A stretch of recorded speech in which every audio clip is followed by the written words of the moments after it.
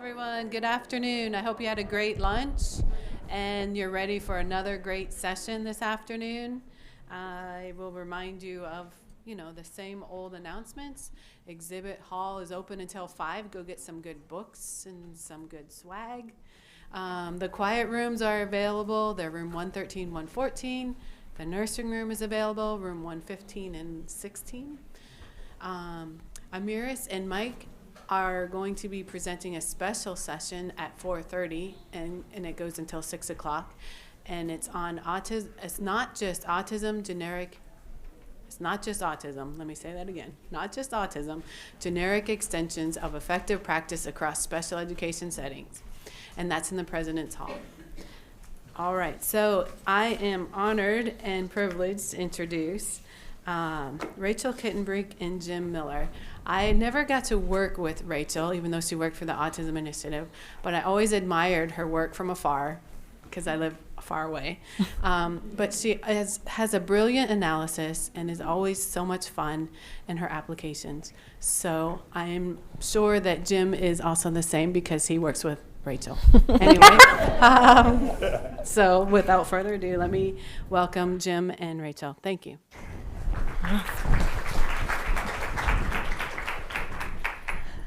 Thank you, Lori. So I'm Rachel Kittenbrink, and I have a unique perspective when presenting supervision that's different than the perspective that I had when I first started presenting on supervision. So I have the honor of being a mom of 2 beautiful children that are diagnosed with autism. So I thought that supervision was important. I always valued it. I saw where I had gaps in my own supervision that I was given, and I saw gaps in the supervision that was being provided to other people. But now as a parent, I'm terrified. I know that there's extreme variability in the quality of services that are provided by behavior analysts.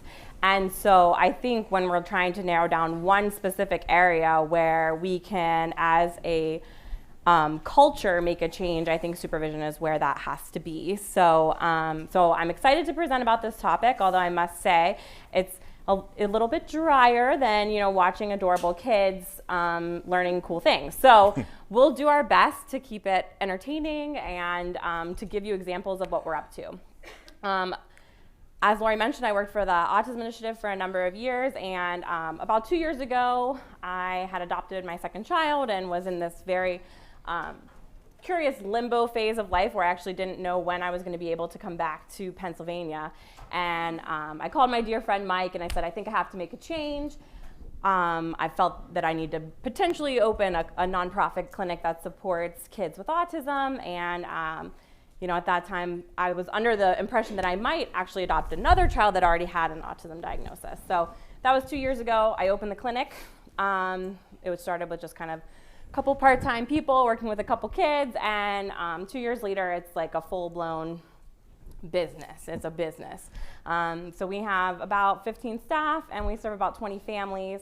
But it really started with the idea that if one of my own children was going to need quality early intervention services, I wanted to make sure they were getting access to research validated instruction. And I know that's kind of not necessarily what is always available. So that's kind of what drove us moving forward. And so I had the honor of supervising people when I worked for the Autism Initiative. When I opened the clinic, it was pretty overwhelming. Less than a year after opening the clinic, both of my children, who I adopted as infants, were diagnosed with autism within 2 months of each other. So I was like, hey, Jim, you want to help me with some supervision? And he did. So I'm actually not doing as much direct supervision. I'm really more focusing on mentoring behavior analysts at this point, although I provide supervision to our staff. So so Jim, I don't know if you want to explain a little bit about how you started with the team. Yeah, absolutely. So I'm really excited to be here today. It's nice to see there's a lot of former colleagues and current colleagues here. It's pretty special. I have my supervisor and then my first supervisee in the same room here. So there's kind of this ABA supervision circle of life going on for me that got the feels going. But Yeah, so, and this is my first time presenting at something this caliber, so I'm also just a little bit completely terrified. And, most of all, I'm just really honored and humbled to be able to present with Rachel, and who's, my friend, my colleague, my mentor, and so it's really exciting to be here with her. And probably the best thing about presenting with Rachel instead of being in the audience is she can't make me wear pantyhose again. So that's good. That was from last year's supervision. We did some behavioral skills training where we were working on teaching audience members to do different silly games using behavioral skills training. So unfortunately, Jim was a newbie and not co-presenting with me, so he ended up having to wear pantyhose on his arms in front of 100 or so people. So he doesn't have to do that today. We'll find something else. So that's good. But I did want to share just kind of like my journey of how I got here to be here presenting with Rachel, because I think it's really important and relevant to our topic today. I've worked with Rachel for about the last 2 years, but prior to that, for like most of the decade, I worked at a nonprofit licensed academic school for students with autism. And about half that time I spent as an administrator. And during that time, I got my BCBA, and I was excited. I was so happy and proud to be a BCBA, and I just wanted to put on my cape and go save the world. And I was in a pretty big organization, but I was the only BCBA at the time. And so, I felt alone, and what I did I thought the next logical thing, and I'll make more BCBAs. I'll supervise. So ran out and met all my met all the criteria to become a supervisor. I started supervising. There was a body of the staff that were really excited about either becoming a BCBA or getting credentialed. Some of the paras wanted to get credentialed as RBTs. So I began supervising. I was really excited about it. I was motivated. I was enthusiastic. I was a brand new BCBA who wanted to supervise. Great. So shortly after that, although I really enjoyed it, I loved it, I feel like I tried really hard, I did realize, I immediately identified that I was a little in over my head, and I didn't have any guidance, I didn't have any support, and I didn't really have like a community. So as time went on, it became more apparent that I needed help, I needed support. I frequently talked with my former BCBA supervisor, and we shared materials and resources together, and I would share my concerns with her. So in 2000, the NAC conference in 2017, I actually wasn't able to make it, but my supervisor Marissa did, and she came back and she was all excited. She was like, "Oh, I gotta tell you about this supervision session I sat in. It was amazing. I learned so much. I'm gonna apply it to my supervisees right away. You need to watch it." And I said, "Oh, cool." I said, who was the trainer? And she says, Dr. Rachel Kittenbrink. I thought, oh wow, I've known Rachel the majority of my life. That's really cool. So I took Marissa's advice. I went home. After work, I went home, got my kid to sleep, and busted out my computer and watched that 3-hour session. And I was blown away. And I said, I know this person. This is crazy. I got to reach out to him. And it was, by the time I was done watching the video, it was pretty late. And I was like, well, I'm not going to contact her tonight. She'll think I'm crazy or something. So I was like, I'll email her tomorrow. So about 5 minutes later, I sent her my email. And luckily for me, Rachel responded the very next morning. When I woke up, there was already a response there. And, I just reached out and I said, I need help. I need resources. I need direction. I'm willing to volunteer, do whatever it takes. I need help. And Rachel had suggested that, she explained to me that she had spent the last several years developing a program at her church that uses behavior analytic services for individuals with autism or behavioral needs, things of that nature, so that way the children, while their parents at church, can learn and develop skills, and then the parents can go to church and enjoy themselves and practice their faith without having to worry about their children being safe and making sure that they have the optimal support. So that sounded like a wonderful thing. So I went there and I volunteered with her, and right away, just from the training she provided me with the first day, I thought to myself, this is ABA. I finally found ABA, and I was really excited. And so about a year later, I joined her team, as she said, and we've been rocking it ever since. So that's the story of us. And I just think the important part there is when you identify that we can't do this alone. We need a professional community, and we need mentors to be able to help us and support us and guide us. Okay, so with all that being said, in the last 2 years, I've learned a lot from Rachel. And so I've been wanting to pay her back. I want to teach her something. However, herein lies the problem. She knows a lot of stuff. So what can I teach her? But a opportunity recently presented herself. Her son, Jeff, who's 3.5 years old, like most 3.5-year-old, likes dinosaurs. He loves dinosaurs, which is really great because I love dinosaurs. So through recent observations, though, I noticed that Jeff's tact repertoire for dinosaurs has exceeded Rachel's. So there's a problem. So we need to figure out what we can do about that. So what I thought we could do today, perhaps, is maybe have a volunteer come up here and help me teach Rachel to tact some dinosaurs. So that way she can interact with Jeff and have fun playing with him.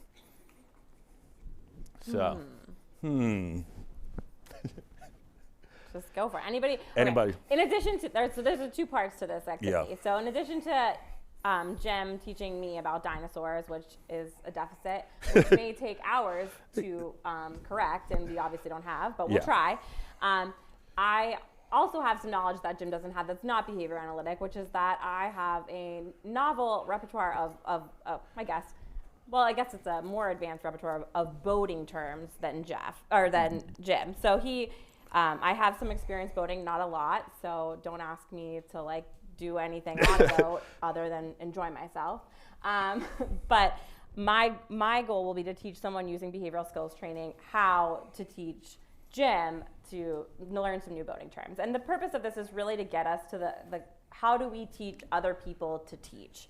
And what are the research validated ways to do that? And so we're going to start with this kind of example, and then we're going to move through,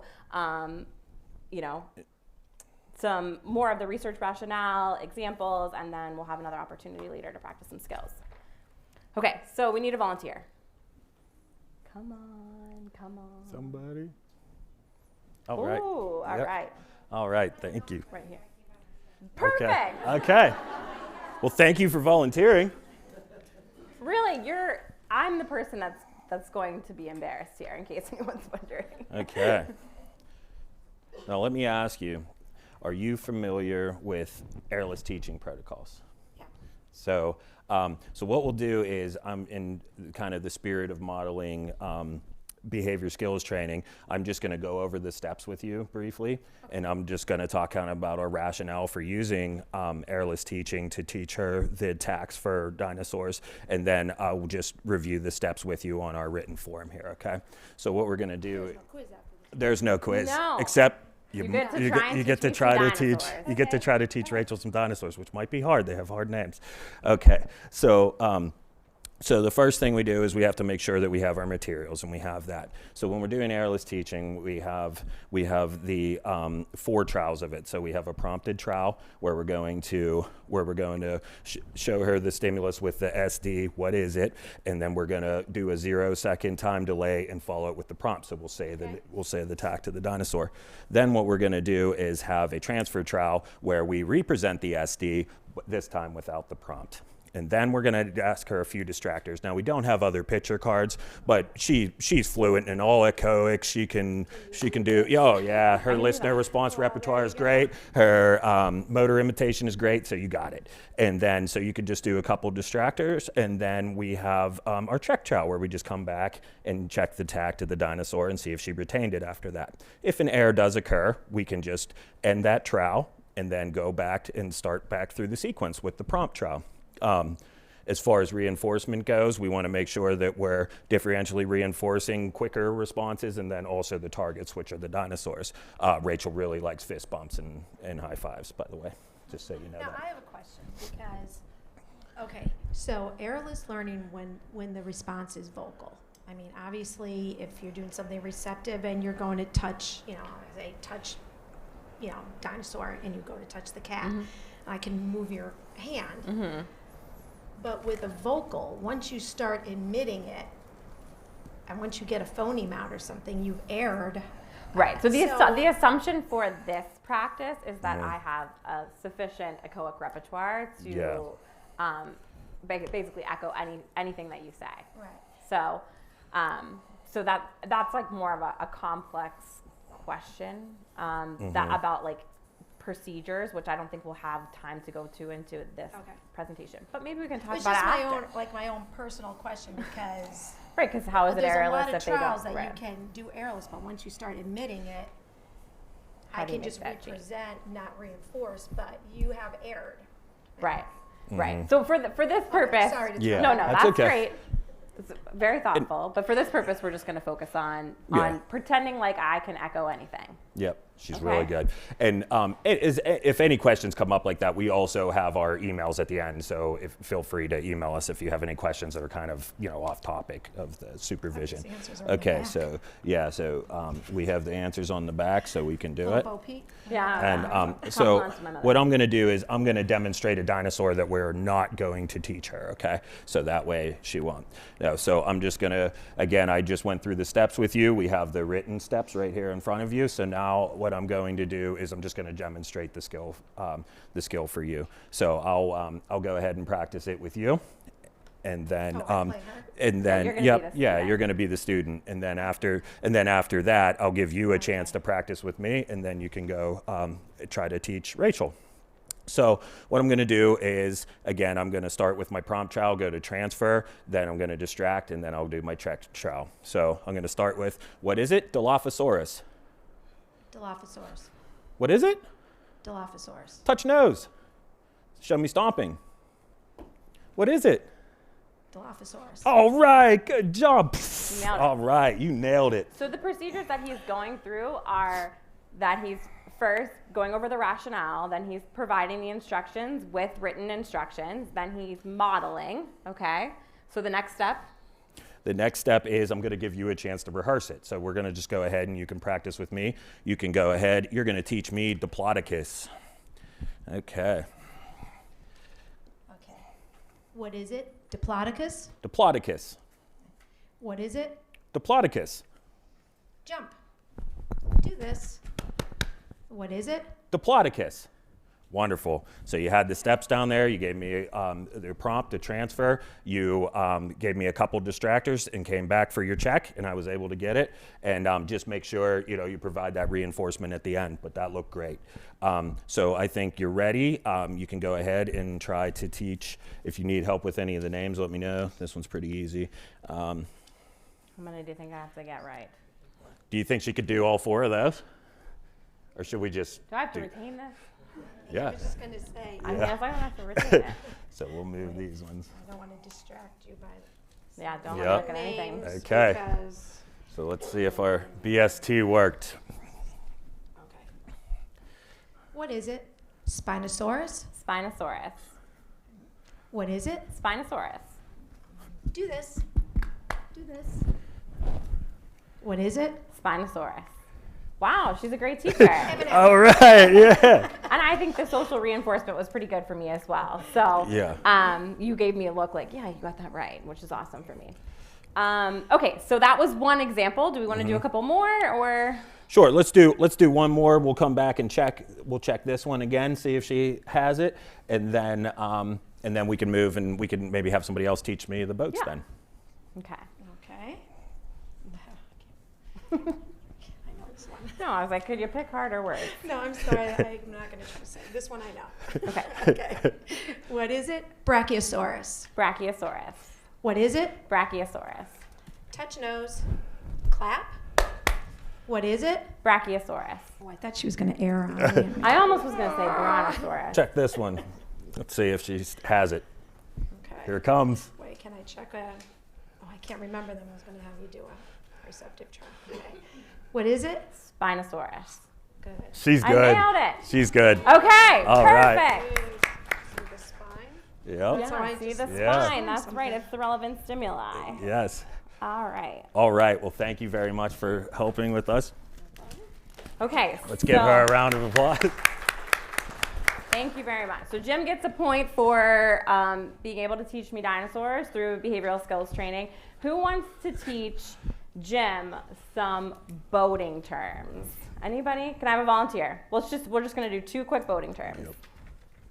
Come on. Awesome. Yes. All right. Seaway, come on up. All right. Okay, so if we remember, I have to practice the term first so that I will give the correct model. right. I'm Chinese, by the way. So that makes my colleague here from China as well, Haiti. Yay! Our friends from China. Thank you. We love you too. Okay. Okay. So the steps that so our teaching procedure is here. We're going to use the same teaching procedure that Jim used. We'll just go exactly where you guys were. We'll have Jim come over here. Yeah, Okay. so you just go right over there, and we'll repeat. All right. So the first step, right? I'm going to have you be the student. Okay. Okay. And I'm going to do the teaching, right? Okay, so the rationale for using errorless teaching is that for some learners, it reduces the opportunities for making mistakes. It also can reduce problem behavior and increase efficiency in instruction, okay? So that's the rationale for teaching it. The steps for errorless teaching to teach a tact is to review these steps here, which are written. So does the instructor have all the materials needed, ready, and organized? Does the instructor provide a prompted trial with an echoic prompt? Again, we're assuming in this situation that Jim has a sufficient echoic repertoire to basically repeat anything that you say. We'll see if it's true. Yeah, may not be. He also has a generalized motor imitation repertoire, and he has basic LR commands. So any of your distractors you can use from those. After you do the prompted trial, you'll do the transfer trial where you'll fade the prompt away. So you'll ask the question again without a prompt. Then you'll distract. Okay, and the number of distractors are from are based on the learner and from their known skill repertoire, and then you're going to check. So you're going to repeat the question and see if he has it. Okay? And if an error occurs, for the purposes of this opportunity, we're going to just end and start over. But I don't think he's going to do that. He's going to try not to do that. Okay? And then if he responds independently, quickly, you're going to differentially reinforce. If you see that he's a little sloppy or slow, you may reinforce a little bit. And he loves high fives, tickles. No, I'm just kidding. Thank you. High fives. Okay. And fist bumps, okay? Okay, fist bumps. Okay, I Fist can do bumps are it. good. Yeah. So I'm going to teach you one of the voting terms, okay? Yes, please do. And then you're going to teach Jim too. Okay. Okay? Are you ready? I have to teach my skill to mastery level. That's right. That is a very important part of behavioral skills training. It's Yes. not over until it's over Right, and the learner has it, right? You got this down. Yeah, she's ready. You know. Okay. I'm Okay. ready. Okay. All right. So I'm going to say, what is this? An open bow boat. An open bound boat. What is it? An open bow boat. An open bow boat. Very good. What is it? An open bow boat. Awesome. And can you do this one? And do this one. And what is it? An open bow boat. Fantastic. Okay, and it's an open bow boat for those of you because the distinctive feature of an open bow boat is the fact that you can sit in the front of it. Okay? So Now I learned a new word. now you learned a new word, and if you ever want to go on a boat, you can be like, I want that open bow boat right there. Yeah. It's gonna generalize. Okay. Right, and you're actually going to be really helpful later and probably think it's entertaining because the second part of this activity is actually teaching some Chinese. So We're gonna you'll need your be help. able to like Yeah. really show off how bad we are at speaking Chinese. Yeah. Okay. Good luck. All right, so now you're going to teach Jim 2 of these using the same procedures. Yes. Okay. Can I review the Yes. slip? Slip. Okay. Sorry, just making sure I Go like that, Jen. Yep. Okay. Okay. I Got that know one? that's one. Yeah, okay. Yes. Thanks. You want one more, just in case. That's okay. I Okay, think I you got like these this two. too. Okay. All right. Okay. Hi. Hi. Okay. I'm a little bit nervous. Okay. All I right. am Shall too. we start? Yeah. Okay. What is this slip? Slick. Right. What is it? Slick. You got it. Touch your nose. Do this. What is it? Slick. Oh, All nice right. That was great. Yeah. This is perfect because there's an opportunity for some performance feedback. Okay. It's actually a slip. A slip is where you dock a boat in what between did I- two. what did He said slick. It's I cannot slip. tell. Sorry. Yeah.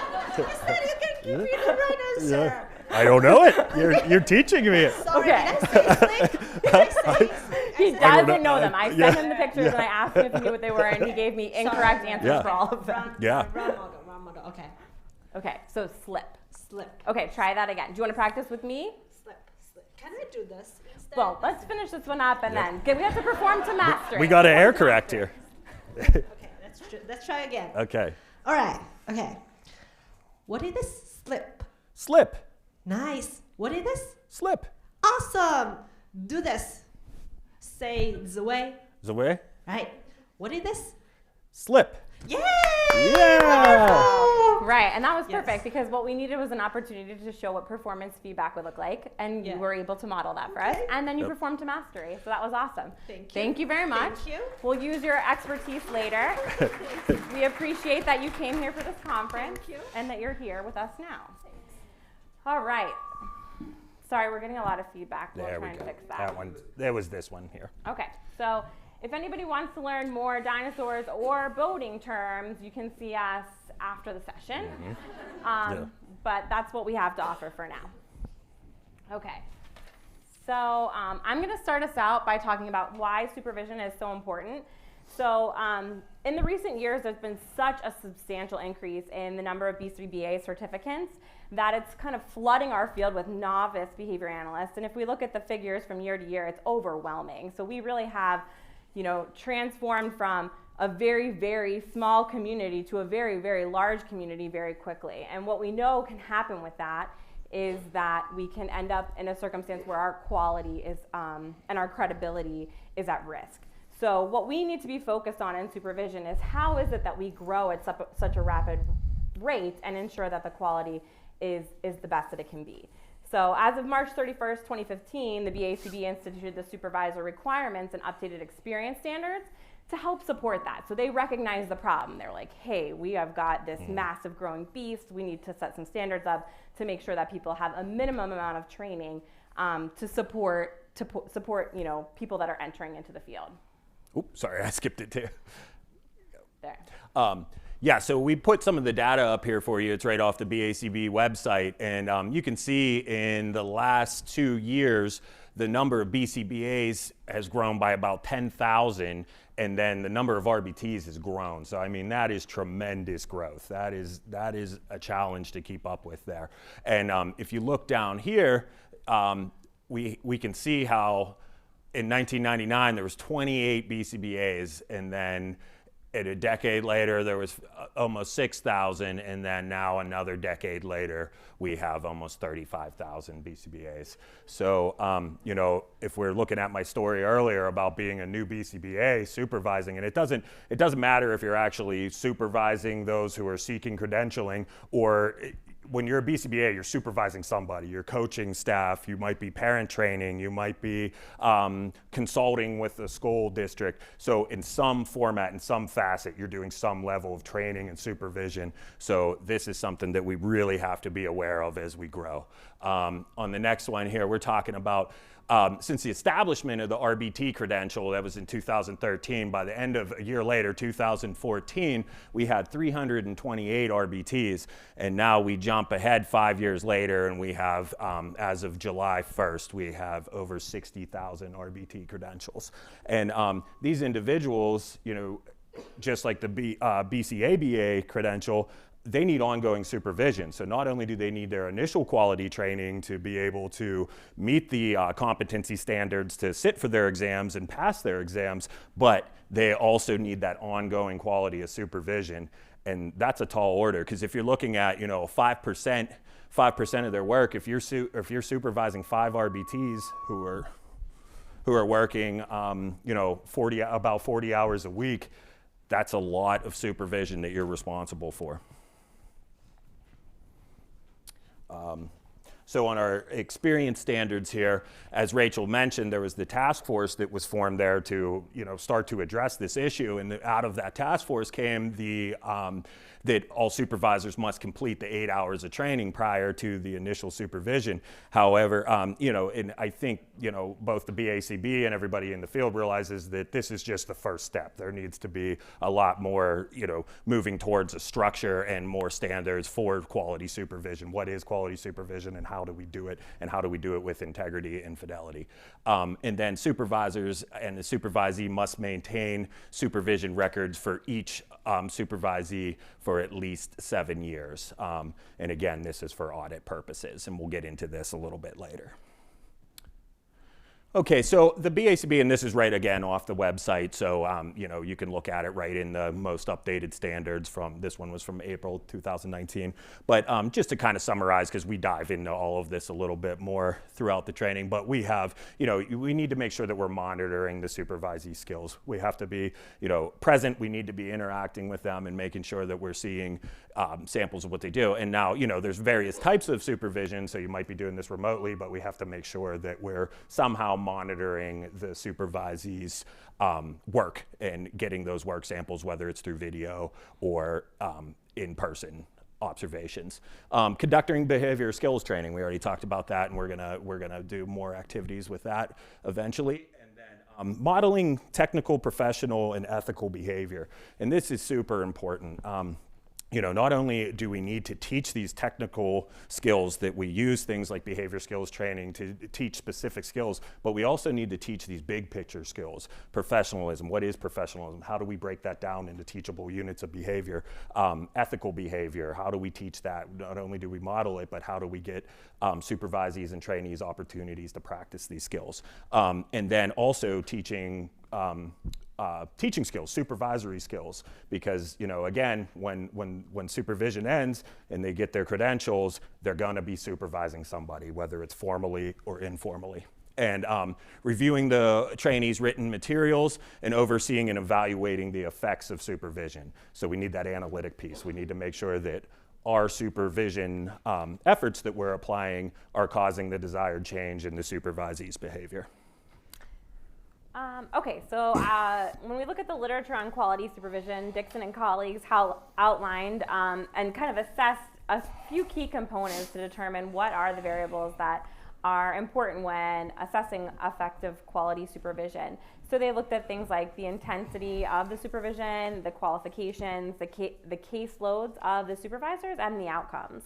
And what they saw is that the supervisor's years of experience were demonstrated to increase learner outcomes, as well as they found that the greater number of supervision hours, the better outcomes as well. Clients that were assigned to supervisors that had a BCBA credential produced 73.7% greater mastery on learning objectives than learners receiving oversight from a non-BCBA supervisor. So we know that our credential is important and that our training is important, and it has a significant effect on the outcomes of kids. So when we're looking at our supervision, we need to make sure that we're holding that standard high. So the key variables, again, outlined were the hours of supervision, the experience of the supervisor, and the BCBA credential. Other areas that were highlighted throughout the study were kind of whether or not supervision consisted of a balanced approach to literature and practice. You know, were they looking at the syllabus or a sequence of assigned readings? Was the supervisor or supervision, were they actually in a position to make change? And I think a lot of us have been in positions where you have a supervisor that maybe isn't the right supervisor to make the changes that are needed to improve quality, effective instruction for children. So what they found is, yes, you know, it's important to make sure that the supervisor is actually the person that's in the role to make the decisions that are necessary to improve quality outcomes. They also noted that it's important to have experience across populations and age groups, which I think is very, very relevant. So just if you have your supervision experience with all early intervention children, and then you end up entering the field professionally, and the first position you're offered is working with adults, you're probably not going to be well equipped. So you know, it's not possible to make sure that through supervision that you may not be able to work with obviously every population, but making a priority to help supervisees to access, you know, as diverse of experiences as they possibly can access. And I think another important area that they highlight is they did focus attention on individual contingencies of reinforcement and motivation. So what is motivating to the supervisee, and how do we embed that in our supervision to ensure that they're making progress? Okay. Additional, let me see where I am. Elements of quality supervision that were outlined were things like teaching clinical, conceptual, professional, ethical, and supervisory skills. Jim already hinted to that. It's also on the BACB website. I think there is a tendency to focus heavily on the task list and preparation for the exam in a lot of situations, but the reality is that what makes good behavior analysts is years of mentorship, training, and coaching. And the best behavior analysts can communicate effectively across a wide variety of populations. So really focusing on how do we teach those conceptual, ethical, communication, supervisory skill components, because that's what ultimately is going to speak for our field. So, getting the skills on the task list to pass the exam is one skill set, but that doesn't make you by any means a good behavior analyst. So, also aligning that, balanced literature and practice experience, making sure the literature that's being read is aligning with the skills that you're trying to teach, and also exposing to multiple literature bases so that you're not necessarily just focused on one type of literature. So you're not necessarily just focused on, say, studying verbal behavioral literature for children with autism, but you're also making sure to hit EBA literature and maybe literature for the application of behavior analytic principles to other populations, like, say, emotional support students. So it's important, I think, to make sure that reading is fairly diverse. Developing competency-based long-term and short-term goals is obviously a very helpful thing for all people, and there's lots of research to support why that helps us to kind of develop different skill repertoires, and obviously making sure that supervision is guided by data is important. So although it can be overwhelming to collect data on adults when you're also collecting data on kids, you want to make sure that your observations and that your supervision guidance is grounded in concrete information and not necessarily just a perception. It's important to focus on that bidirectional feedback, so making sure that you're taking in feedback from the supervisee as well as providing supervisee feedback, and then making sure that it's all behavior analytic in your approach. Evaluate the effectiveness of your supervision and make changes, right? If it's not working, you gotta change something. That's what we do. So, and then a really key important piece is to make sure that you're establishing a professional community that will exceed the supervision time frame. So it's not about getting you to the point where you're eligible to sit for an exam. It's about teaching us how to continue to grow as a field, and that's not something that ends when you get a credential. Okay. So this article here, Bear, Wolf, and Risley, it's essential reading for anybody. So if you haven't read it, read it. If your supervisees that you're supervising haven't read it yet, make sure they read it. It's really important. And now in this, they outline 7 dimensions of applied behavior analysis. And it really gives us a framework or a lens to view anything that we come across to really interpret, is this behavior analytic in nature? And so it's a really important article. So when I was reading different articles and papers and watching different trainings and stuff on supervision to kind of prepare for this, there's this constant theme in all of that there's a lot of information, a lot of empirical evidence supporting things like BST, so to train specific skills. What is an evidence-based way to train skills or to train staff in implementing specific skills? But there isn't a lot of research on what makes quality supervision. What is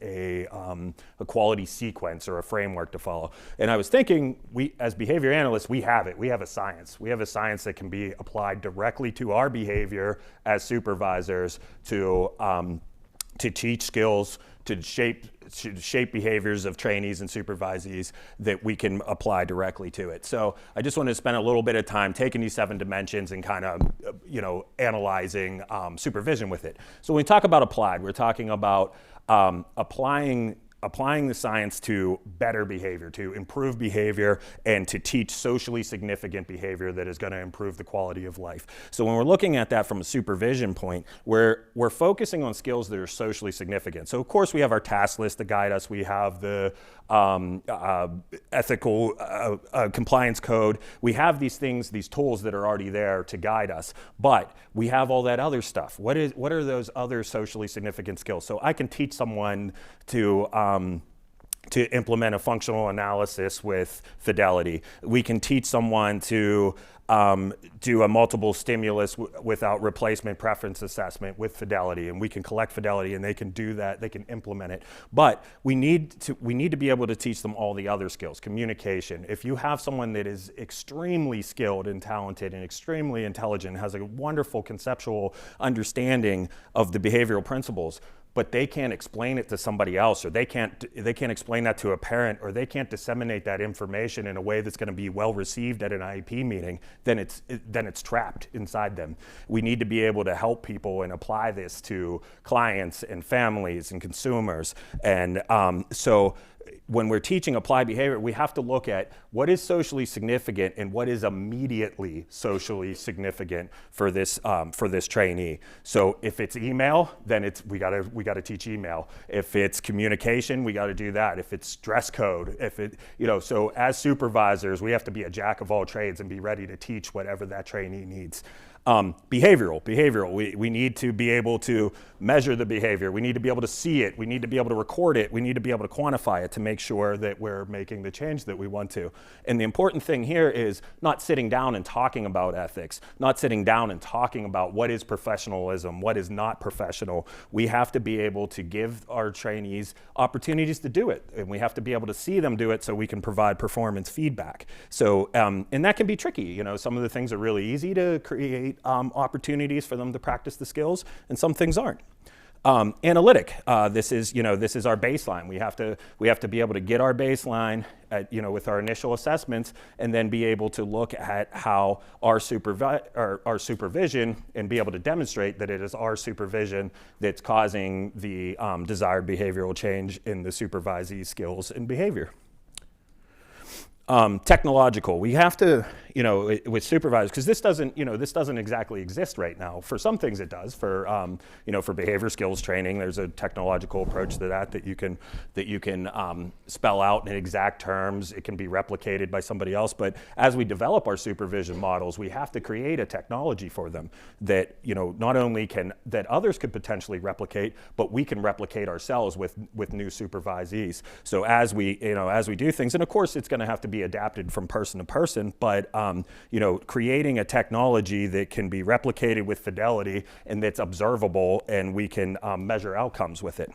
And then, of course, to back that, we need the conceptually systematic piece. We need to make sure that we're taking advantage and using the behavioral principles. And what's our biggest behavioral principle? Reinforcement. We have to use reinforcement with the individuals we supervise, whether it's those seeking credentials or employees that we're supervising at a business. They have to contact supervision, and we have to consider motivating operations. We especially if there's a performance issue, we have to look at motivation and make sure that this person is motivated to do this work and to learn. And then also we have to make sure that we're not becoming CMORs. We don't want to become adversive to our supervisees. We don't want them escaping us. So our supervision has to be conceptually systematic, because it's science. These behavior principles are there, so we need to make sure that we're using them purposefully. And effective. What we need from the beginning of supervision with your supervisee, you have to decide what are we going to consider effective? What is our criteria for identifying whether our supervision has been effective or not? And it has to be beyond test scores. It can't be, you passed your exam, I'm a great supervisor. That's not how it works. And because it's so much more, the exam is just the very first step. It's a big first step, and it's a challenging first step, but it's just the first. We need to make sure that when that supervisee enters, becomes a BCBA or becomes credentialed, and they, get a new position or new responsibilities in their current position, that they have the tools to be able to do that adequately, or at least have the resources to seek out the support that they need. And then generalizing. We need to make sure that we're training for that all through. Like Rachel already mentioned, if you're working in an early intervention clinic and then you're going to work with adults in a residential, we have to make sure that we're programming from that right from the beginning. We need to make sure that, we're teaching those conceptual principles that can be applied across the board, but also we got to make sure that you're providing experience for those individuals that's going to be relevant to the work situation that they're going to enter after supervision. Okay, So I think, going over the 7 dimensions of supervision, I think is super important. Those are the principles that guide our science, and they should be applied to our supervision as well. So it's something that we make a priority as an early reading when we work with our teams, and I think it's something that's very effective in kind of helping to keep a focus on what is ABA and what is it that we're doing. Just to go over some additional kind of statistical information that's relevant, there's significant variability in the pass rates of individuals sitting for the BCBA exam, with approved course sequence pass rates ranging from 18% to 100%. So we know that there is no way that someone that came from a program with an 18% pass rate likely had anywhere near the same educational experience as someone who came from a program with a 100% pass rate. Yet we all carry the same titles. So I think it's important when we're looking at kind of supervisees and when we're accepting supervisees and assessing whether or not we're well equipped to be their supervisor, being aware of the variability that exists from program to program is important. Yes? Is there any information on the actual programs and their pass rate? Yes. So her question was, is there any information on like each individual program and their pass rates? And the answer is yes. The BACB has collected this information, and chronologically, year by year, you can look and see based on a particular program what their pass rates are. And I highly, highly recommend doing this before you accept a supervisee from a program, because it does tell you a lot about what the course sequence has to offer. Now, that's not to say if they're at a bad school, let's just hang them out to dry, That's not what I'm recommending. I think it should be an indication to you that you need to evaluate whether or not you have the capacity to support them, whether or not you have the training, the time to address what is likely going to be a deficit from their program. And it's important to also look at kind of what, additionally, and we'll talk more about this later, but what are the components of their program? If I'm supervising someone, I want to know what books you're reading. I want to know what literature is being assigned to you in class, what projects you're working on, because how do I know what you need if I don't know what you're getting? So I think all of that is important. But yes, the BACB does provide that information. I think it's very helpful and relevant to consider.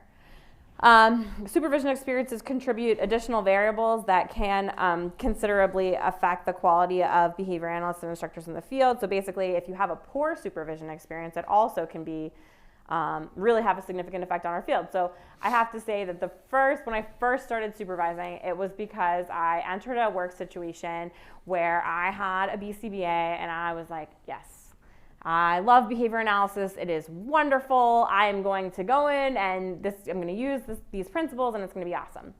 And I was met with resistance. I couldn't believe it. I was like, what do you mean? This is science. This is great. And this was a while ago, so there weren't quite as many BCBAs floating around. And but there was another BCBA, and so she was at the program, and she had her despite having the credential, she had very limited knowledge in the application of behavior analytic principles.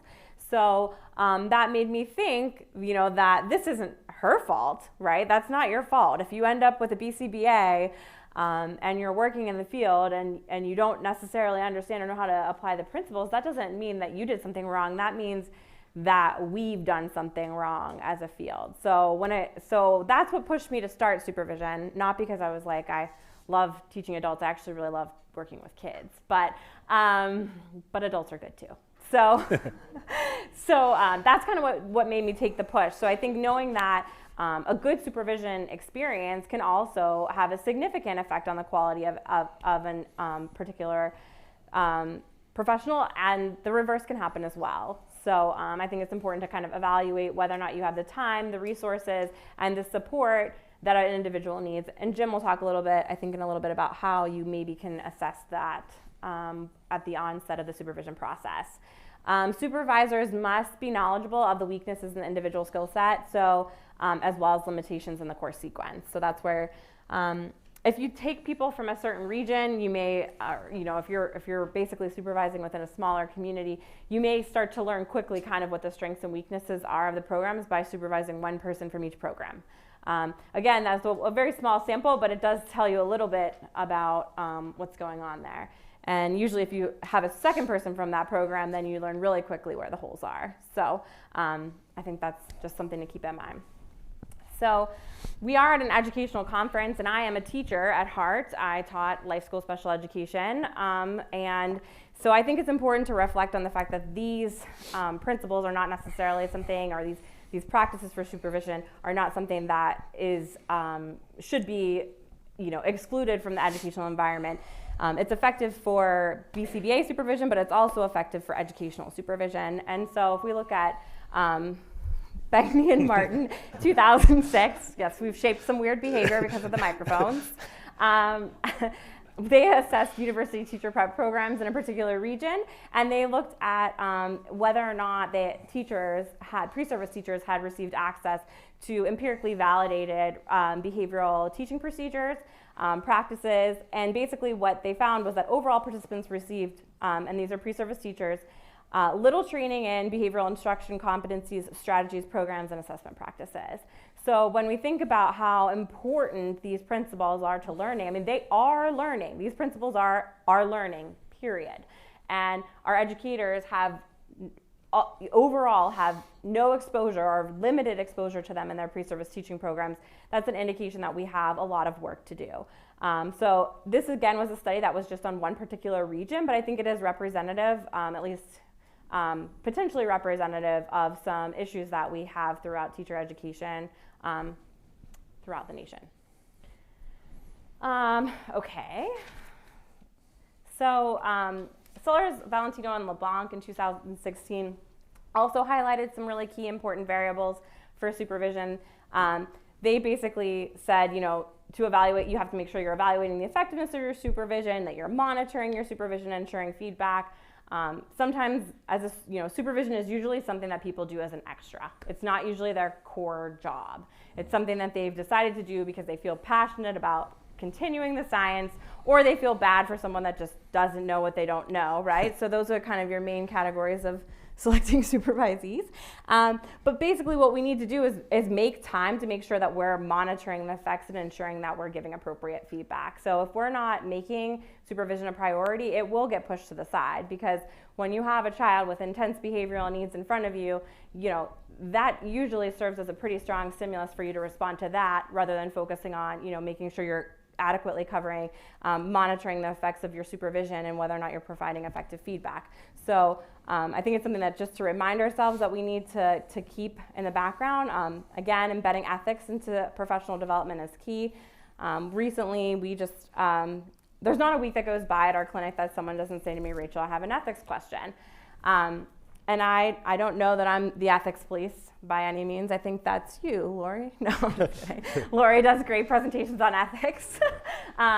So I think, but it's reality. There are all these conflicting situations that happen in the world, and I think when you get really deep into working with families and you're a passionate person, there are questions that come up on a regular basis about whether or not something is appropriate to do or not to do in a certain given situation.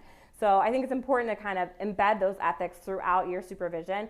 But at our team, we also decided we were going to try and collaborate a committee of people to bring questions to, because I actually think, because I'm in a leadership role, there actually may be some times where I'm more likely to make a decision that's not necessarily ethical because I'm in a leadership role for the business. So by having a committee of people that are not in leadership roles that are evaluating ethical questions, I feel like it actually kind of balances that out. And then also I don't have to answer everyone else's questions. No, I'm just kidding. I'm happy to answer people's ethics questions, but I think that in order for it to be balanced, it can't come to one person that's in a leadership role. It needs to be bounced to a community for assessment and feedback. And then continuing professional relationships post-supervision. So you may not like your supervisor that you had, that's fine. But it's important that you find a community that you can connect with. So, there may be circumstances where you feel like your supervisor relationship didn't prepare you for what you needed for a particular circumstance, or you need more. So post your BACB supervision experience, looking at how you can find people that meet your needs to continue to grow. Okay, I'm going to stop talking soon, and Jim's going to talk. So there are three kind of core essential components to effective supervision that I think are important to keep in mind. So number one is data systems for the assessment of trainee skills. The second is competency-based training, and the third is performance feedback. So those are kind of your core areas that you want to make sure that you're focusing on. And then I'd say there's kind of two related areas, which I call the supervision bookends, but basically establishing effective contingencies at the onset of the supervisory experience. So basically setting up clear expectations for what supervision is going to look like, and then at the end, setting up for ongoing mentoring. So next, I'm just going to kind of talk about what Rachel just alluded to there is getting started on the right foot. So, starting your supervision off with clear expectations, both of your expectations as the supervisor and then the supervisee's expectations and what they expect out of supervision. I'm going to kind of go through this quickly because there is actually a lot of information on this. The BACB provides a lot of information, kind of guidelines in this area, as well as a lot of the literature, especially from that special edition supervisory paper out of ABAI. So there is a lot of good information kind of on how to start off supervision. But to kind of briefly go over it, supervisory contract. So this is, as Tim Vollmer was talking about in his presentation, under different contexts, but for ethical and legal issues, you want to make sure it's not what you plan on doing, it's not your best intentions, it's not what you said you were going to do, it's what you've documented. So this is kind of your backing for that. Everything that, all expectations that you have and everything should go in your supervisory contract. Some of the literature even recommends as you go through your contract, put in a little initial section or initial area for each section of the contract, so that way you and the supervisee can both initial off on it in addition to your signatures at the end of the document, so that way it shows that on your first day of supervision you guys went through the contract step by step and agreed to the terms in that contract. So that way, hopefully not, but if there's any kind of issues down the road and you do not feel comfortable signing off on the experience hours, you have that contract to fall back on for legal issues. And plus, it's just nice to refer back to, even if things are going well and you just want to, something comes up and you want to review the contract. Review most current supervision standards. That's always, a key. And, they may be updated as you go through. So you always kind of want to just check in on those and make sure that everything is still aligned with what you're doing. Explain the purpose on the first day of supervision. Explain the purpose of supervision. What what as a supervisor, what you see, what your setting's going to be like, what options you're going to have for supervision, what populations you're going to train across, and just really explain what supervision is intended to do and what you're going to accomplish with it. Review the BACB Professional and Ethical Compliance Code. Rachel often recommends this as supervision as one of the first readings, and then that way you guys can kind of come back on it and sit down and go through it together. And then also throughout supervision, you can tie this in for case reviews or practice scenarios, or as we mentioned with the ethics committee, you could actually do real life situations and discuss them together. And that way it provides supervisees and trainees with opportunities to think critically about these issues that they're without a doubt going to face someday, if not during their supervision. Then set expectations. Just make sure that both of you have clear expectations of what you expect from one another, and make sure that they're in the contract, so you're verbally and signing off that you agree to it. Establish professional boundaries. This is one of those things that, it's highly recommended, just same with when we're starting with a new client or starting with a new consumer or family, that, we're setting those expectations, those boundaries right at the beginning, so that way we're not waiting for some, awkward situation to happen and then we're trying to clean up the mess. If we can start this from the beginning, and that, that might happen anyway, but as long as you established it from the beginning, then you have something to come back to and say, okay, remember we talked about this day one, and that's why we can't do this or have to do it this way, or those kind of things. Establish or set performance goals together, and this should be something mutually agreed on. Now, at the beginning of supervision, the supervisee is probably going to need a lot of guidance, and you're probably going to be choosing, helping them choose or choosing for them based on assessment what your professional development goals are and what your early, skill targets are going to be for your training or supervision sequence. But at this point, you want it to be mutually agreed on, and then as you go, you kind of want to start to shift that where the supervisee starts doing self-evaluation and targeting skill areas and identifying areas that they would like to work on. Because again, when they become a behavior analyst or get credentialed, it's going to fall on them to identify those areas of limitations or weakness and find ways to get training or support in those areas. And then discuss the feedback process. And this is something you want to start as soon as possible, right from the beginning, and make feedback normal. Feedback is uncomfortable to receive. It's uncomfortable to give. No one likes feedback. Maybe some people do, but yeah, feedback can be really hard. But if you start it from the beginning and make it almost just kind of a normal part, that it's something that can be, welcomed and taken and seen for what it is as a way to teach and teach skills and shape skills, and we can look at it objectively, and you start that from the beginning, encourage that bi-directional, where not only are you providing feedback, but you're encouraging the supervisee to provide you with feedback and modeling accepting that. Whoop, wrong button. Okay, this is just a goals and skill development sequence that we have, tracker that we have, and so we have some recommended skills, and again, these are going to be some of the early ones on when you first start with a supervisee or a new employee, and these are some of the suggested ones that we may begin right at the beginning. You're going to want to look at things like the environment that individual is going to be working on. What are the most important skills to start out with? What are they going to need to do their day-to-day job? So if it's an early intervention clinic and you're working with, working on doing intensive teaching and natural environment teaching, you're going to want to look at these, certain skill sequences that way and maybe focus on different things. If they're working in a school setting with adults, it might be, with older school-age children, or working with adults, you might have different focuses at first. And then also, having individual goals and having the supervisee help choose and guide some of the areas that they're working on. Okay, Rachel kind of mentioned this earlier, but we really recommend, and this isn't necessary by any means, but we really recommend that when a candidate reaches out to you that's seeking supervised experience work, to find time to interview them, and not only from the supervisor's point of view, but also a lot of literature is encouraging supervisees to do this as well, to interview potential supervisors and make sure that their professional goals, their career goals are aligned with the experience that individual supervisor could provide for them.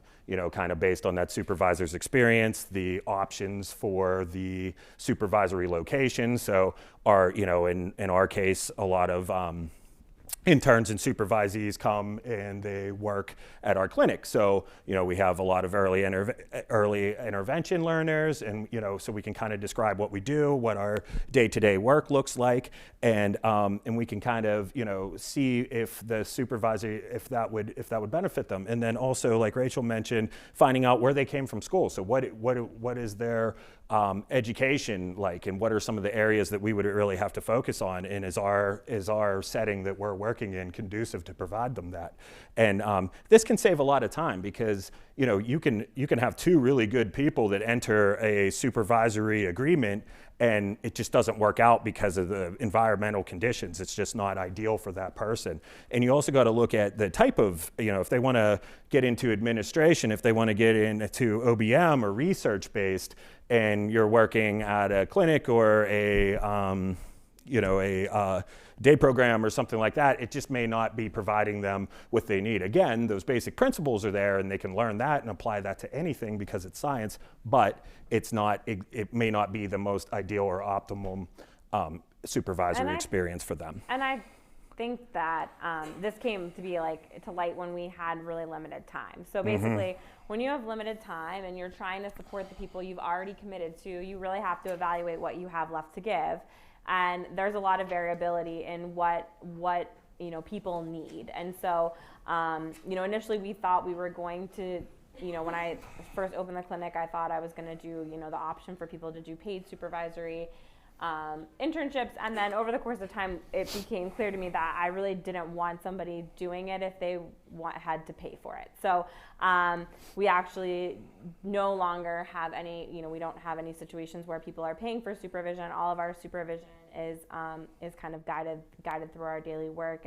But it did require us to start interviewing because we were receiving a lot of requests for supervision, and people's skill sets varied significantly. So that's how we kind of came to start moving down that interview process, which has been very helpful. Okay, so I'm going to try and speed this up because actually there's a lot of videos and fun stuff in the second half, and I feel like we've gone too slow here, so I'm going to try and pick it up a notch and then give you a little break, and then we'll get into some fun. Basically, we're going to talk about assessment. There are a lot of ways to assess supervisees. We have some informal things like interviews and discussions, like work samples or program back reviews.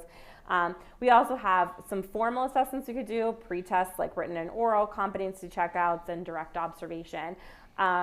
We don't heavily rely on pre-test, post-test, but they could be awesome. So I think it's something as we move forward, it is a little bit anxiety provoking maybe for some people to sit down with a paper and pencil test at the beginning of their supervisory experience, but then you really know what you're dealing with. Like if somebody's willing to do that, or willing to, get on the floor on day one with a kid that's showing problem behavior, then you know what kind of person you're working with, which can be really helpful. So I think pretest can be very, can be a little bit uncomfortable, but can be a great useful tool and can really help you to evaluate whether or not your supervision has been effective.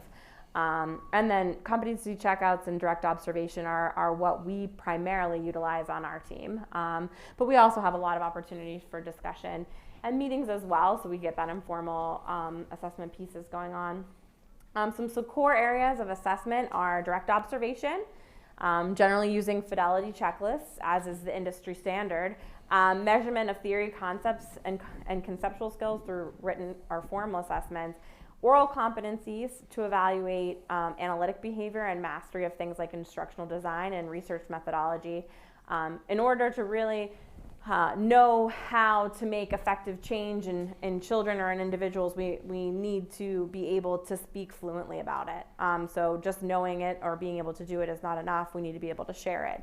And then looking at learner outcomes. And I think learner outcomes is a little bit loaded, right? It's not the easiest thing to use when you're evaluating your supervisees, because you may have a child whose performance is very good, but that is not necessarily reflective of the instructor's skill set. You may have a child that's doing really poorly, but an instructor that's doing very well. That being said, if you see a continuous pattern of a particular supervisee where the performance of the child isn't doing well, these patterns of data analysis and learner outcomes are where you're really going to be able to use that information to help guide your team.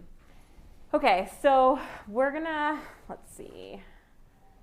do a couple, we're gonna go into an example of a fidelity checklist. So something we really value in our community is building, teachers who can teach others. So I have to say my team is over here and I love them. They won't even look, but they're here. Wave. They're waving a little bit. So without them, obviously I couldn't be here to talk about supervision. Without them, I wouldn't have seen either of my children come to talk. Without them, I wouldn't have seen them able to train other people and the effectiveness of these skills. So I can't go forward without talking about what we do as a team without thanking them, because they put up with a lot and they're wonderful people. And so you're going to see videos of my team throughout the rest of the presentation doing different things. So as soon as someone has proven competency in a particular area, we try to move them into a position where they're training someone else who's not. So one area that we focused on recently was looking at coaching skills, and this is something we want to continue to work on. So how is it that we, it's one thing to be good at working with a kid, it's a totally different skill set to be good at explaining to someone else how to do those things and then making sure that they can implement them. So one of our team members actually made this coaching fidelity checklist as a part of her supervisory experience. So she wanted to improve her coaching skills, and so I suggested maybe she potentially develop a checklist that she could utilize for that process. And then what she did is she took that checklist and she went to 3 BCBAs within our community and conducted the checklist on their skills to see if it was a useful tool for promoting improved coaching skills, and whether or not it was aligned with the coaching procedures that we were seeing within our community. And for the most part, the answer was yes. The tool is not by any means a finished product, it's a work in development, but it's just a sample. I'm going to show a brief video of a learner working with a BCBA supervisee. Abby is the BCBA that's supervising her, and I am in the session observing and completing the checklist on Abby. For those of you that are watching via live webcast, this is actually going to be the only video that you can't see. So you'll be able to hear it, and it's very, very short, but the rest of the videos you'll be able to see. And that's just to protect the privacy of the child. So I will pop the video on real quick. Yeah, this one is from the flash drive. This one is from Drive. There you go.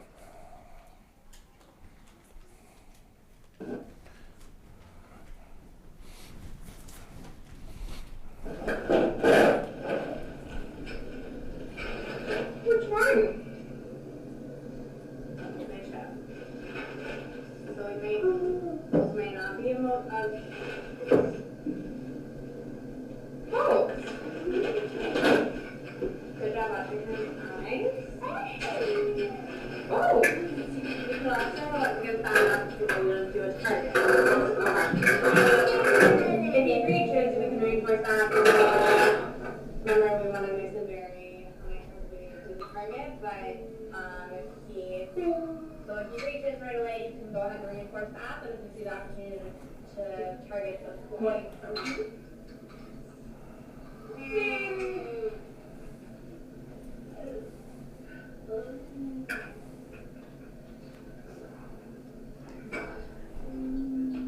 Okay, so Abby was providing coaching to Brittany, and she did an awesome job.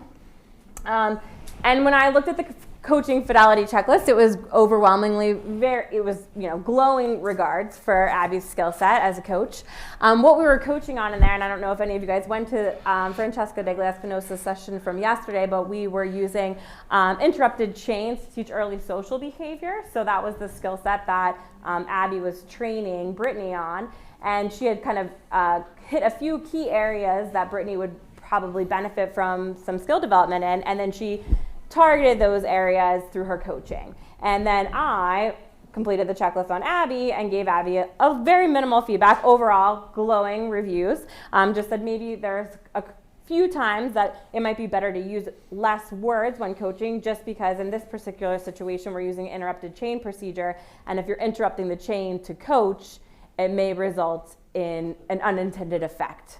So that was the only feedback I had for her, but I also was able to give her a lot of positive feedback on the number of things that she did that were awesome. And I tried to write it down just because I was trying to disrupt instruction as little as possible during that time. So again, fidelity checklists are something that we utilize regularly. Everyone completes them on everyone else on our team, so it's not like anyone is exempt from fidelity checklists.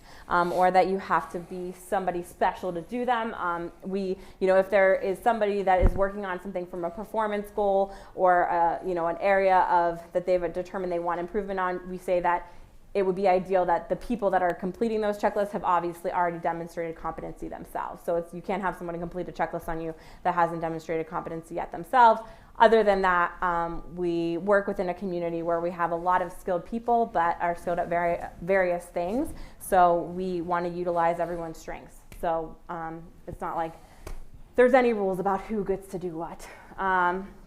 Okay, I'm going to quickly do, I think, through the oral competencies, and then we'll stop there for a break. Okay, so. Do you want me to do this one? Or? Yep, you want to pick that up?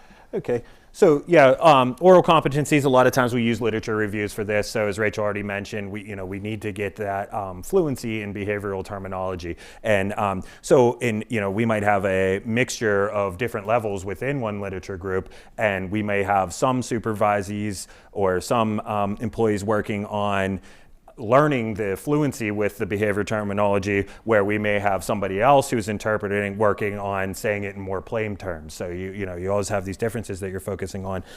We might use this to help and assess some of those foundational knowledge pieces. And then we also are going to use this for oral competencies for interpreting research and evaluating the quality of research, looking at, taking out the pieces of it and assessing assessing the methodologies in it, and looking at, did this research accomplish what it sought out to do, and does it demonstrate, functional relation and all those kind of pieces. So you can assess those task list items by interpreting literature.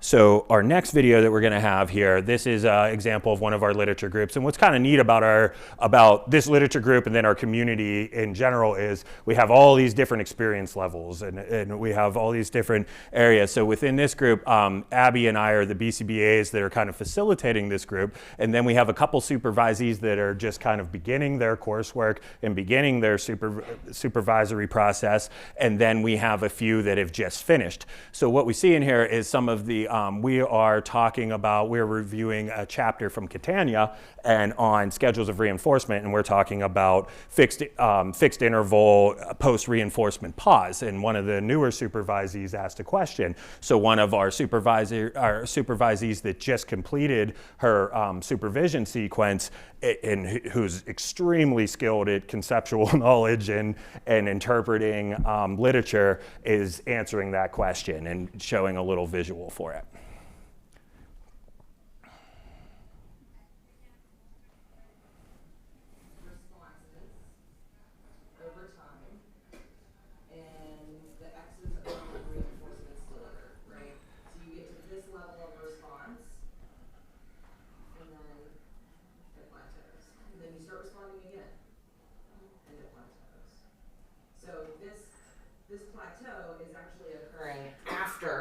Reinforcement has been delivered, not or before responding.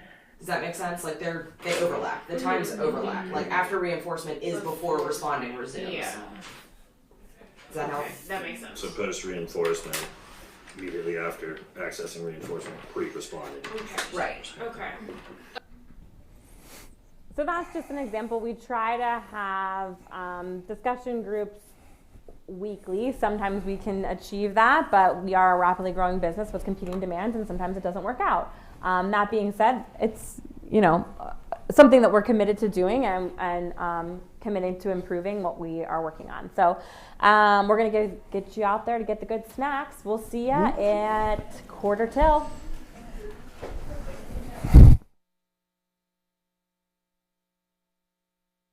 System in the world. We just know that you have to start somewhere, and you have to start building a system. So, the resources we're talking about, some of the strategies we're recommending, they're things that, we may be implementing, we may be implementing partially, we may have a plan to implement soon, or we've been implementing. But ultimately, our goal is to develop, a systematic approach where quality supervision is at the core of what we provide for people. So, we are not the world's best supervisors. We don't claim to be.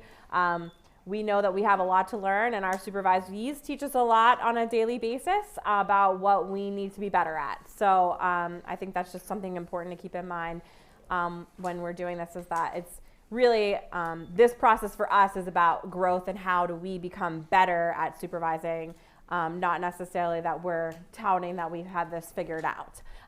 We just have a few small pieces that we think might be helpful to share with people that might help you get down a path where you can maybe be able to implement things effectively based off of the research that exists. Okay, so I'm going to hit on data collection. Basically, the skills that you are addressing in supervision should be covered by some type of monitoring system. Areas that are found as weaknesses may need to be broken down into smaller pieces. So essentially, you may do some evaluations and assessments, and you might say, okay, well, this particular supervisee is not great at natural environment teaching, but natural environment teaching is a huge thing. So to say you're not good at natural environment teaching is like doesn't provide very much information for what you're going to do about it. So often you're going to have to do additional assessment to determine like what skills are missing, what are the core skills that are missing. So is it a deficit in the principles? If it's a deficit in the principles like motivation, reinforcement, you have to start there, because you're not going to be able to help the supervisee analyze making changes in their behavior if the deficit is in understanding a conceptual analysis of the basic principles. So I think really keeping in mind that when you're taking your data, that you may have some global things that you're looking for, like I want my supervisees to be good at intensive teaching, and I also want them to be really good at natural environment training, but you're probably going to have to break those things into smaller components and develop data systems for those smaller components to be able to effectively support your supervisees. So this is kind of probably not new information to anyone, but you need to look at the data that you have from assessing your supervisees and what areas you're working on, and then develop or determine an appropriate training system. So is it an acquisition issue that you're looking at? Is it something that the person just hasn't learned or maybe hasn't had exposure to? Is it a maintenance issue? So is it the type of skill that once you've taught it, they mastered it, but when you come back in 2 weeks, they have gone back to their previous practices. And that when it's a maintenance issue, that poses a couple of questions. Am I not providing dense enough schedule of reinforcement to maintain the behavior? How strong is the supervisee's history with demonstrating a previous behavior? So when you're looking at maintenance skills, you're going to evaluate and intervene very differently than if you're looking at the development of an acquisition skill. Fluency is obviously an important tool. So to be able to communicate with others effectively, we have to be fluent in what we are saying and what we are doing. If we can't use verbal behavior to guide our performance as an instructor, a supervisor, a coach, we are not going to be able to replicate or adequately and effectively instruct others. So fluency is key. Embedding fluency throughout a variety of skill areas is something to consider. And then generalization, I think, at least in my supervisory experience, is one of the more challenging skills to address with supervisees. So at least in our circumstance, we actually are working with a very few number of clients. So we're not talking about supervision caseloads where BCBAs are supporting 10 kids. We're generally looking at caseloads where our BCBAs are supervising 3 to 4 kids. So I might provide intensive support on one child and then coach on a skill set that I'm assuming that skill set will then generalize to the next child in a similar circumstance. But it is more likely in that situation where we're working with fewer children to have issues with potentially generalizing, because there is not multiple exemplar training that's occurring at the same level as if I had a larger caseload. So we need to be looking at generalization and assessing how do we teach for generalization? Is it on a client by client issue? Or is the conceptual pieces still weak, and do we need to go back to that to be able to support those areas? Okay, so selecting a system, again, we showed you some of these, so fidelity checklists, time trials, trial by trial data in moment coaching, looking at permanent products of written documents, FBAs, program books, and basically all of these different formats of data collection should have some type of global tracking system. You probably are going to need a combination of these different types of measurement systems in order to adequately supervise on the areas that you need to evaluate your supervisees. So I think from a time perspective, the ones that are the hardest to make a part of your practice, or at least have been hardest for me, is the permanent product piece. So how do I make enough time to model for you the appropriate way to write an FBA and deconstruct it so that you understand the core components of it, and then provide guided practice and provide feedback? And how do I find the time to make sure that we're hitting each child's program book? So I think those are super important. And we actually just said within the next, our RBCBA team meeting, we're going to bring a program book to every meeting and start with that, because otherwise if we're not working on it as a community, it's too hard to make sure that we're getting to the place where we're looking at permanent products. So we're trying to embed things within our system that allows for that kind of data check for our team.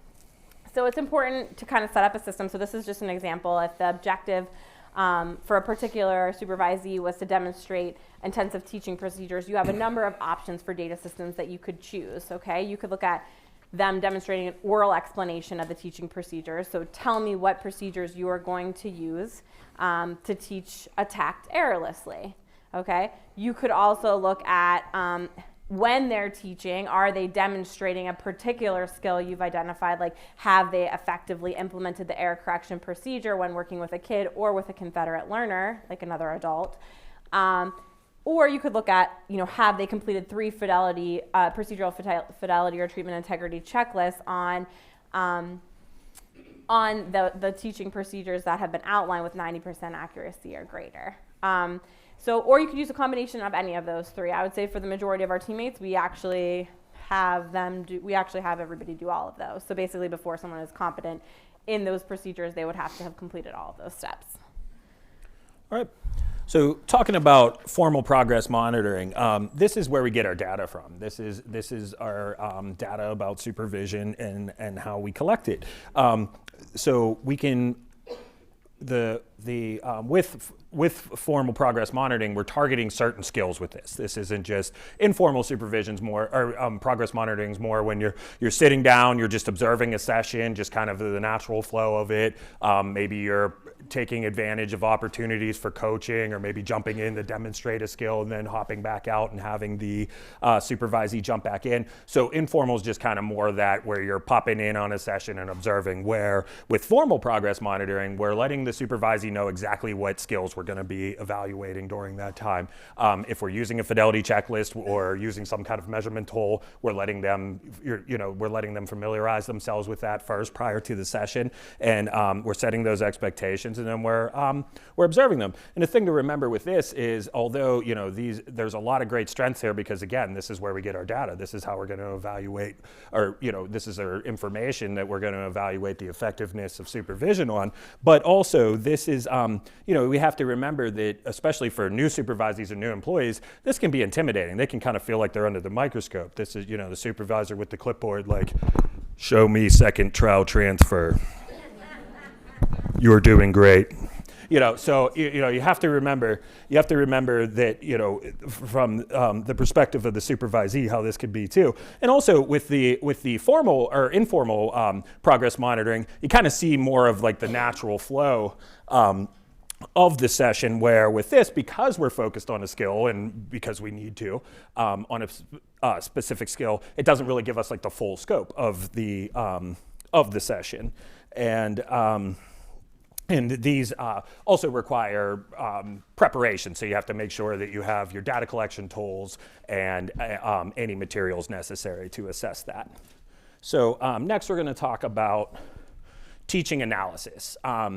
So we spent a lot of time talking about coaching. We're going to be talking about behavior skills training in a little bit, where we're teaching specific skills. But we also need to teach the analysis piece. How do we get the supervisee kind of switching from that reliance on a supervisor providing advice, providing direction, providing instructions and coaching, to analyzing their own behavior and making decisions based on their analysis in the moment, or big picture analysis. And it's hard. It's not an easy skill. It's not an easy skill to teach, and there isn't a clear-cut fidelity checklist for this one.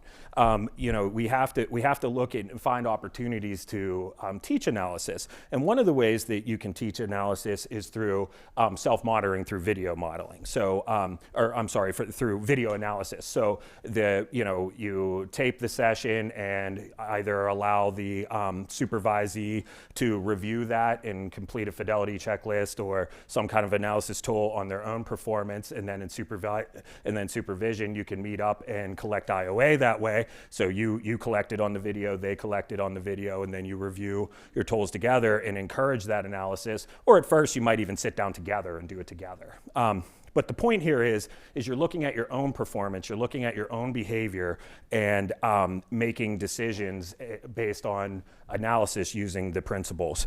Sidman, 2011, makes strong argument that a lack of basic research in supervision and training programs potentially is detrimental to the development of conceptual sound behavior analysis. Because again, you can be very technically strong. You can run any protocol to the letter, but what happens is, as we all know, when we're in the environment working with learners, it doesn't always go the way the plan says. So we have to have that analysis to make in-the-moment decisions and have that critical thinking. So that's something that we need to teach.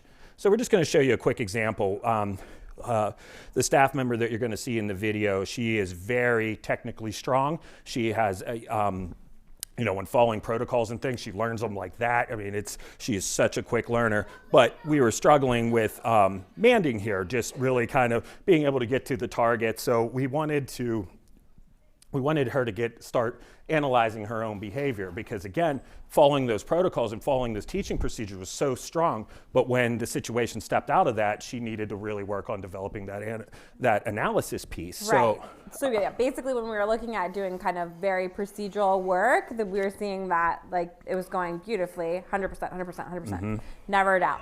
When we would transition into like a less where it's kind of where you're having to kind of keep a pulse ongoing monitoring and MO shifts, changes in behavior, we saw that there was like a need to teach, and us coaching that skill set isn't likely going to transfer to her analyzing it. So by us inserting to her what to do at that point is creating a situation where she's becoming dependent on a prompt, as opposed to whatever the change in the learner is serving as the antecedent for the change in her behavior. So in order to try and shift that, we looked at reviewing a video, her reviewing her own video, and then discussing it. Yeah, and we bet the BCBA that supervises the case for this learner, then myself, who's supervising the staff member, and herself, we all collected a fidelity on this and then shared IOA afterwards.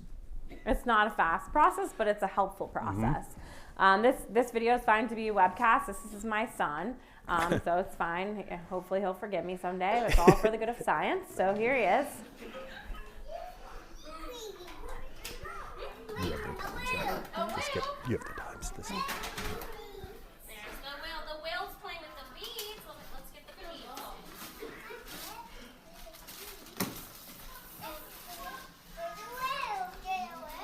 Get the whale. Here's a whale. So you see quickly in here, the MO just becomes completely focused on the beads, and there's no real social behavior happening between the instructor and the learner, and it just kind of completely gets stuck on the beads. So she, makes several attempts to use the beads to transfer the motivation to other objects, especially the targets, but we don't really see that being successful in this example. Nesting doll. Nice. I just got a report from someone watching live stream that the videos actually are not visible, so it's fine for you to show the videos at this time. My peeps out there on the live webcast, thank you. All right. Shout out from the... Yes, thank you. All right, here's another clip a little bit later. So again, we're still in this. What this was a 10-minute man frequency probe. So she was collecting frequency of spontaneous, unprompted, and prompted mans in a 10-minute probe. And so 3 minutes later, we're still on the beads in the whale.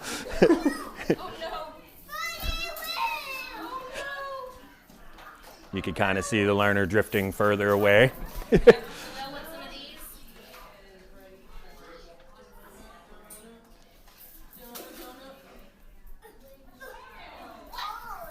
Okay.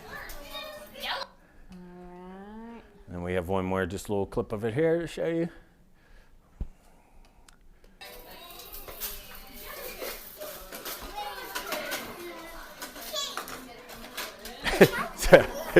More MO for the observing BCBA at that moment. Ready, set, go. Huh? Ready? Animals. You want to make some animals?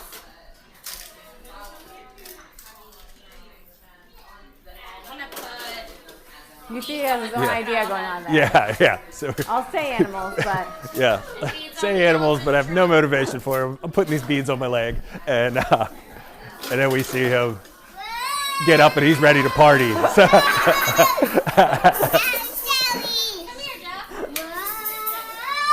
So, He said, whoa, that's silly. That's silly. What he says. So our instructor, who's a wonderful person, and she is one of those rare people who actually enjoys feedback and seeks it out, and she did really well with this exercise and interpret her own behavior and was able to analyze the situation and kind of do some problem solving for the next time, and some techniques that she could use to try to have more control over the reinforcement and use motivating operations to her advantage.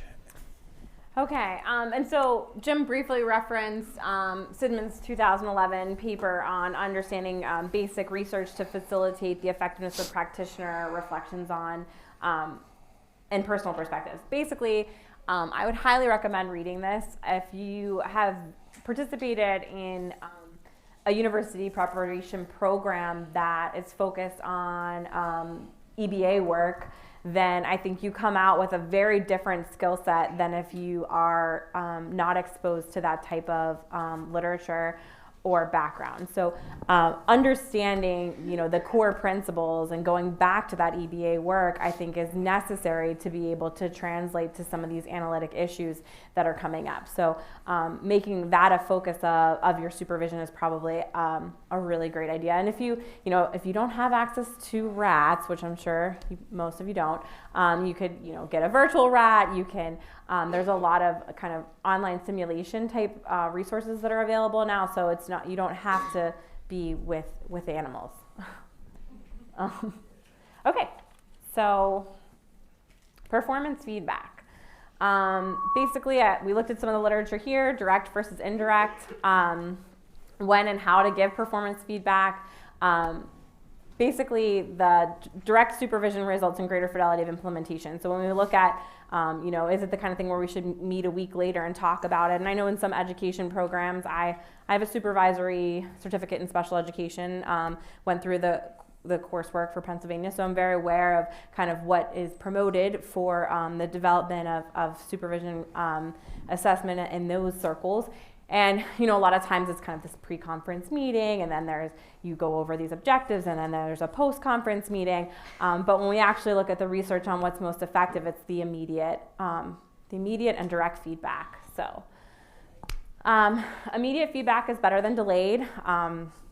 Unfortunately for my team, they have to hear me talking a lot while they're trying to do other things, which is hard. So I'm actually going to show a brief video of me providing immediate feedback on my friend Katie here with my son. So again, it's fine to view this on the webcast. There's nothing like really special about what I'm doing. I think it's just an example of kind of when the feedback that you're giving isn't always necessarily performance related. It could also be problem solving with a particular learner. So, that's weird. Just here, let me fix it for you. That's strange. Yeah, we went into the drive one instead of the. Okay, this was about a year ago, so my son was just learning to talk. He got a co-control about a month before this. What's this one? What is it? Sheep. Sheep. What is it? Sheep. What's this one? What is it? What is it? Sheep. Sheep. What is it? Sheep. Sheep. Cookie. Cookie. What's this one? Cookie. And what's this one? What is it? Sheep. Sheep. What is it? Sheep. Sheep. No. Start back over, run it errorlessly. So you can hear me and kind of run like the whole run mumbling. through. Start back over, run it errorlessly, try and run it Don't reinforce faster. after the transfer. I say don't reinforce at the transfer because I was trying to keep it a continuous run with less time. What's this one? What is it? You still got it wrong. What is it? Sheep. What is it? Reinforcement. Uh-huh. Do you want me to start over? No, I mean, I think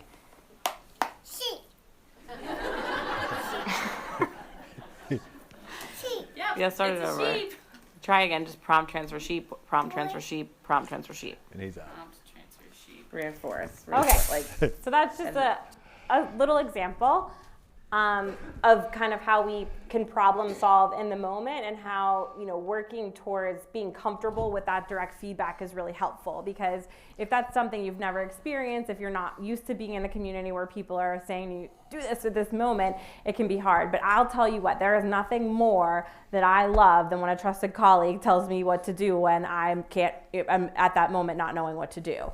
So, it's something that at first may be uncomfortable, but those of us that are striving for excellence, like, there's no better feeling than when someone helps you out in that situation and you see that benefit, because we can't see what we can't see and we don't know what we don't know. So that was just a brief example. By the way, now my son talks about, I'm nonstop and like 6, 7, 8 word phrases right, he's got verbal conditional discrimination and all commands for information and all kinds of incredible skills. So it shows what effective teaching can do in a year. He's a beast. He's also tearing up the Children's Institute right now. So we're back to our analysis again, but this is now supervising using analysis, and particularly when you start to see some challenges. So supervisee's not making progress, you're having performance issues, all of these type of things that we may run into. And again, this isn't always just a supervisee who's completing fieldwork experience. This could be an employee or someone that you're responsible for supervising or coaching or consulting with. Like any problem, like if we have a learner that's not making progress, we're always going to look at our own behavior first. So we're going to assess our teaching procedures. We're going to assess our programming, the level of skills that we're trying to teach the learner. So the same concepts apply to when we're supervising others. So the first thing we're going to look at is our own behavior. So is the supervisor pairing conditioning the supervisor with reinforcement? So are we providing dense reinforcement, meaning positive feedback, providing our time? Our time as a supervisor can be reinforcing because a lot of supervisees, they want to learn, they want access to their supervisor, and often they look up to people as supervisors. So they want to spend time with them, they want to be able to ask questions. So are we providing dense feedback? A lot of the literature suggests doing things like a 4-to-1 ratio, particularly at 1.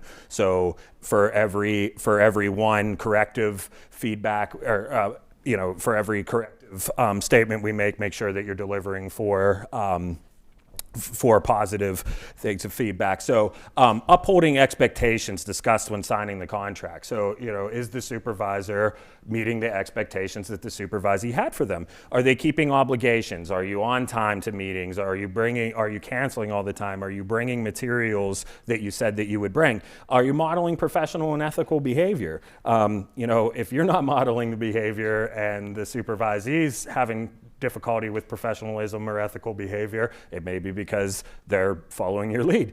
Are you present and accessible? Are they, when they email you, do you get back to them in a timely manner? When they contact you, do you get back to them in a timely manner? These type of things. Providing adequate training. We need to make sure that we're not expecting our supervisees to do something that we didn't teach them. We would never expect a learner to do something that we didn't teach them. Same thing applies here. Encouraging bidirectional feedback and soliciting feedback. So if our supervisees aren't giving us feedback, it's probably because they're not comfortable doing it. So just making sure that we're providing opportunities for them to give us feedback, we're requesting it and making it comfortable, and reinforcing when they do give us feedback by not only thanking them for their feedback and modeling appropriate behaviors for accepting feedback, but also adapting our behavior accordingly. So basically, based on that list, we kind of designed a fidelity for that. So again, breaking it down into sections there. I'm sorry, it's kind of blurry for you there, but again, the obligations. Are you on time to meetings? Are you present while you're at meetings? You're not looking at your phone or responding to emails. making sure that when you are with your supervisee, you're giving them your undivided attention. And then a behavior, are you modeling behavior? Is your dress appropriate for the area that you're in? So maybe when you're working with clients in an early intervention, you're dressed one way, and then when you're, consulting at a school district, you're dressed another way. So are we modeling these basic things? Are we communicating clearly? Are we demonstrating behavior terminology when we're discussing topics, while at the same time explaining it in plain terms? So we're modeling that difference there. And then are we, as far as our feedback, are we modeling appropriate behavior with feedback as far as accepting it, providing it, and encouraging it? So when we're functionally assessing barriers to supervision, again, we're going to start with our own behavior. So we're going to identify, where is the problem? Is it with the supervisor? Is it with the supervisee? Or is it a combination of both? So we're going to look at, first, we might want to assess just basic escape and approach behavior. Is my supervisee avoiding me? When I walk into a room, do I clear it? So we want to look at things like that. Are they missing meetings? Are they canceling meetings? And then we have to look at the function of that. What is it?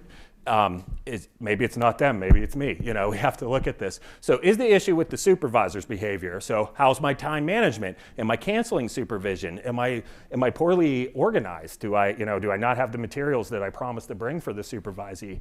Am I using is there an overuse of corrective feedback? So, and this can happen with the best of intentions. If, you have only a little short bit of time with your supervisee and you're really trying to hone in those skills, just by, unintentionally, you might be overusing corrective feedback and it might be overwhelming for the supervisee.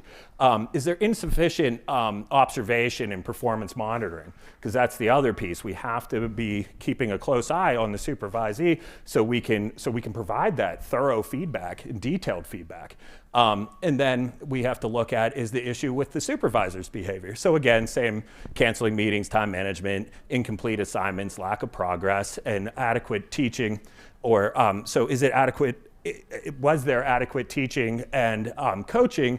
And is there poor organizational skills? Is difficulties with accepting feedback? So if we do identify that it's the supervisor's behavior, then we have to come up with a plan for changing that. We have to talk to the supervisee, explain the challenges, what you've identified, and then explain to them the plan for changing that. If we identify that the behavior was with the issue lies with the supervisor's behavior, then we have to look at it a little more. Is it a motivation issue or is it a skill deficit? So if it's a motivational deficit, we have to look at how can we change the antecedent conditions to condition supervision as reinforcing. So if we're looking at every time I walk into a room, my supervisee leaves the room, they're trying to avoid me, they're not answering their phone, they're not responding to emails, and I'm seeing a lot of escape behavior, then it's likely I've become a CMOR. So every time they see me, I'm a signal that things are not going to be fun. So we're going to have to look at changing that. So we want to identify reinforcers of value. So what would be valuable to this person? Is it more, again, is it spending more time with them, giving them more support? What would be reinforcing to this individual? So in this Carbone article here, he lists basically a list of different things that may be reinforcing that, for a learner, but can be directly applied to a supervisee. Well, actually, yeah, his article is on the implementation of, how to abolish a CMOR situation with a child learner. But if we look at those circumstances, the areas that are outlined in his article apply just the same as how would we want to address it in supervision. So making sure that the principles that we would apply when working with a child to make instruction and feedback more valuable are the same elements that we should be considering when we look at supervision. Thank you. So if it's a skill deficit, we have to look at all the different pieces of that. So is the instruction appropriate for that learner's level? So are we teaching skills that are too complex? So we might have to look at prerequisite skills. So if I'm trying to teach a specific skill or a concept or some kind of piece of the task list and they're just not making progress, I might have to look at, do they have all the prerequisite skills for this skill that I'm trying to teach? And we need to compare it to skills mastered by the learner and kind of look at, you know, what's their normal rate of acquisition for these things and why is this one more challenging? And does the learner have the skills fluently within their tact repertoire to guide their listener behavior? So if they can't tact the skills that we're trying to teach, then we might have to go back and just teach some tact fluency for those terms and those behaviors first before we try to teach the skill. So that way they can respond to with listener behavior. And then could the skill be broken down into smaller component parts? Because that's the other thing. We might just have to break it down into teachable units. Competency-based supervision. So the literature on training supervisees for behavior analysis is dominated by behavioral skills training. From 2011 through 2017, there are 25 publications in JABA related to the effectiveness of BST training. It's been proven to be effective for everything from teaching, you know, how to teach gun safety, how to train people in behavioral techniques, for professionals working with individuals with special needs, how to conduct FAs, how to train parents. So essentially, this kind of treatment package has been proven to be the most, has a ton of support for kind of how to teach people how to teach, which is what we need to learn how to do as supervisors. So the core components we introduced to you at the beginning are, going over the basic instructions and then providing instructions with potentially a written outline of the steps, with a rationale for why they would be effective. And then it moves into modeling, rehearsal, role play, and then performance feedback. So instructions, again, you're just going to look at a basic steps that are needed to complete a given task. Previous research has demonstrated that written directions actually are not as effective as when you try to teach someone using the BST treatment package. So just saying to someone, okay, I want you to run this protocol, here's your fidelity checklist, is not as effective as if I use BST training. Many BST packages include both verbal and written directions. There's variability. The procedures that are outlined in competency-based supervision by the BACB highlight the use of written directions as well as oral directions, but if you look at the literature, that's not always consistent. Others, include modeling with the delivery of instructions. Some do it separately, and some also do, in vivo or video modeling, so in the moment versus watching it on a video. And if you're in a situation where you maybe need to train a lot of people, then a video model could be a way to kind of get a lot of the consistent information out there. I'm sorry about the microphone. I'm trying, guys. I'll just keep moving a little bit. That sounds better. So we're going to look at the verbal instruction. So here we are, again, teaching a team member how to effectively support the use of natural environment teaching to establish social attention as a reinforcer through developmental sequence using interrupted chains and presses for social responses. And so we've highlighted a few areas of that complex treatment package to outline.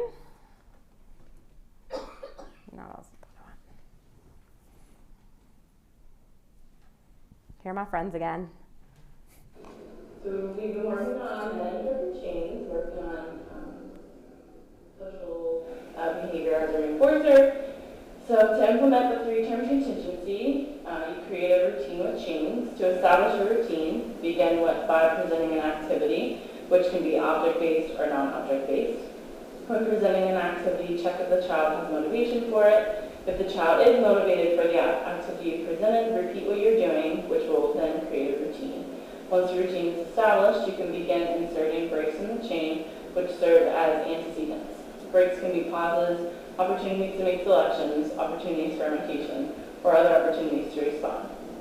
Some examples of social targets are when the child makes eye contact with the instructor to continue a routine, when the instructor provides 2 objects for the child to choose from and the child points to the desired object, when the child makes eye contact with the instructor plus vocalization to continue a routine. When a break has been inserted, the child is expected to omit the target behavior. If the child omits the target behavior, differentially reinforce by continuing the routine.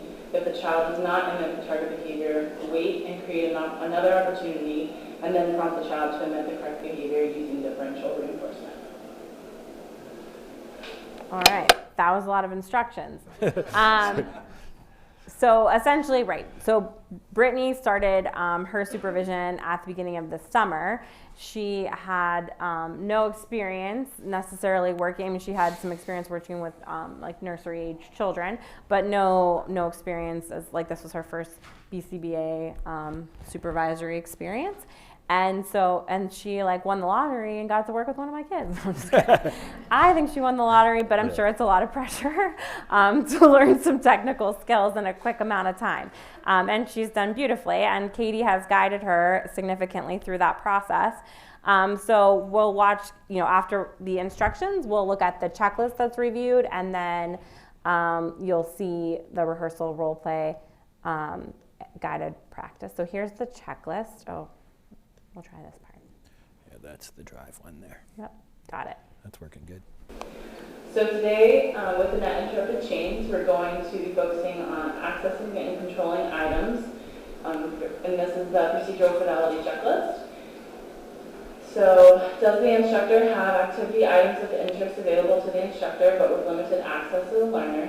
Does the instructor sanitize the instructional environment to prevent distraction and free access to materials? Does the instructor follow learner interests, imitate learner behavior, or contrive motivation to select an activity? Does the instructor optimize opportunities to gain access to materials within a session? Deliver only a small portion of the items, have identical sets of items for opportunities for imitation? Introduce new materials to expand on the activity? Does the instructor utilize time delay for the delivery of items or actions within activities to promote opportunities for social behavior? Does the instructor control access to items and maintain student engagement and child attention in the activity to allow for multiple teaching opportunities within a given activity? Does the instructor embed turn-taking opportunities? These include imitation, turn-taking, cueing, helping. Does the instructor avoid rewarding grabbing behavior, isolated play, and/or stereotypic behavior with play materials? Okay, so the first portion was more the rationale, and then this portion was really focused on like this narrow part of the teaching procedure. So looking at like maintaining control of the items and creating kind of that dyadic interaction as opposed to like self-stimulatory play. And so here's the checklist that kind of outlines it. So it gives examples of the specific skill, really looking at how to optimize opportunities to gain access to materials within sessions to create more chains, opportunities for social responding in the chain. And then after that would be the modeling step. This could include narration or not. So here's the modeling. I'm the kid. And I did ask them to do this about literally like 5 minutes before I did it. And they obliged because they're wonderful people. And they did great.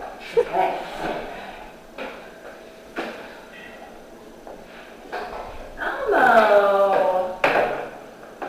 Letters. M. M. Let me know. M. M. H. H though. H goes here. H. H, you got it. Which one? P. Where does P go? Nice looking. P. Let me help. P. Let me help. P. Nice job. I'm going to put in A. So Katie demonstrated a number of the skills there. She demonstrated the interrupted change, she demonstrated the helping, she controlled access to the material, she controlled the delivery when they were presented. So all of the areas that had been outlined that she had reviewed, she modeled in her opportunity to practice. And I tried to emulate, you know, representative behavior that she might see in an actual session. So then rehearsal and role play, there's a common element embedded in BST. So you can do rehearsal and role play with a Confederate student like you saw, or you could actually do it with the actual learner. Obviously, you have more flexibility if it's an adult, so you can stop and say, whoa, whoa, whoa, that wasn't good. Where if you're working with an actual kid, it could be a little bit more risky. You may not have the same opportunity to put the situation on pause and talk about it. So in this situation, we actually modeled, you know, and rehearsed it with me, but then we also then went with a student afterward. So the common procedures would be either practicing it and then having them go through it and then providing feedback at the end, or the option 2 for rehearsal role play and feedback would be to give the feedback ongoing throughout. So if you're working with a kid, you may have to actually give that information at the moment so that you can see an immediate change in the behavior rather than being able to talk about it afterwards. So here, rehearsal role play.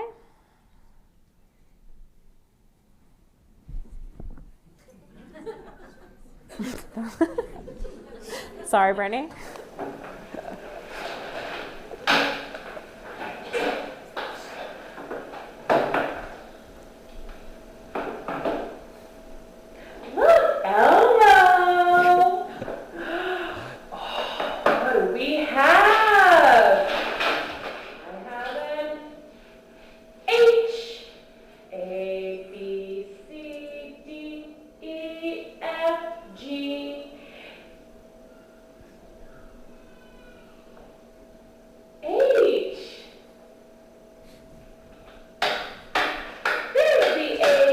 She put the intentional pause in. She tried to prompt for a social target, which was pointing as a request. P, let's see the P. The P for pumpkin. P, the P. P for let's try to give a clear instruction to get her re-engaged. So that could be like a put in, after say give her the B, try to try motivation not to re-engage. Okay. Would you redirect with yeah, I would deliver what you want her to do and say put in B or whatever. Put in B. B. Put in B. Awesome. So you could see that it was much easier for her to give that feedback when there's not an actual kid there. But it's hard to get the opportunity to provide that type of feedback unless an actual situation like that occurs. So the only reason she was likely able to get that feedback is because she had a Confederate person that was demonstrating a behavior that then resulted in the need for an intervention. So it's tricky, but you know, maybe you can get together on a Saturday night, you know, practice, have some fun with some BST. No, I'm just kidding. But there are definitely benefits to having the ability to practice without a child present if it's a very new skill. Not something that's always possible.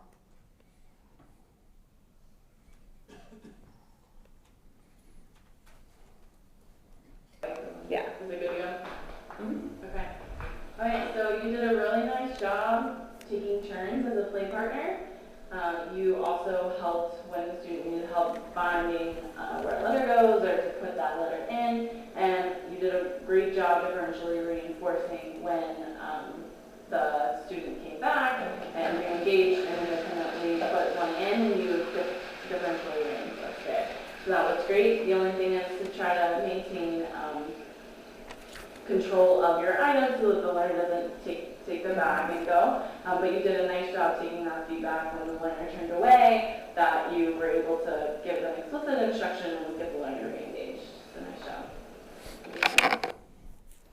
Okay. All right. Let's see where we are. Jim, you want to pick up on performance feedback?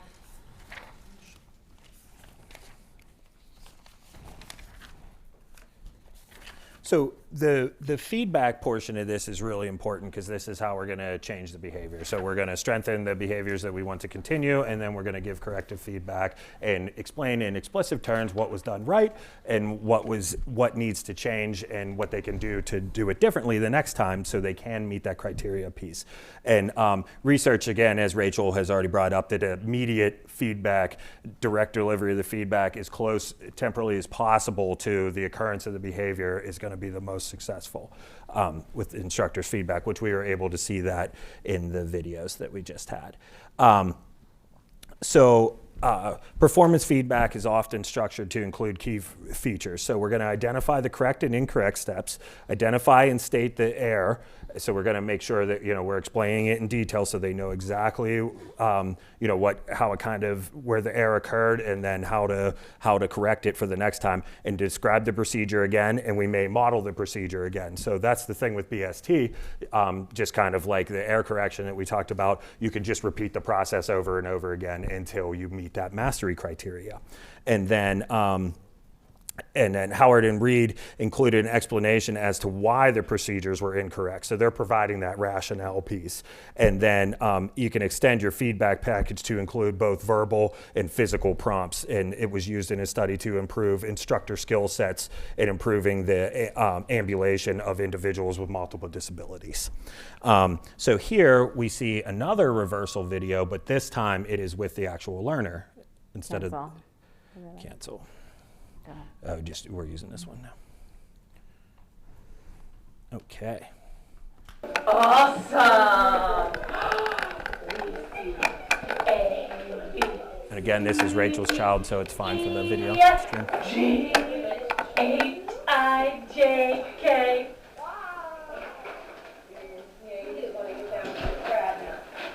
H-I-J-K. Elemento. And goes here. Awesome, Lily. Woohoo! I've got a W. W. Let's see. Which one? G. G. Good job. G for Grover. Yeah. A, B, C, D, E, F. G, H, I, J, K, L, M, N, O. P, Q, R, S, T, U, V. Let's see for V. Uh-oh, boom. The V, you got it. Which? So you can see that, I did a really good job acting like my daughter, right?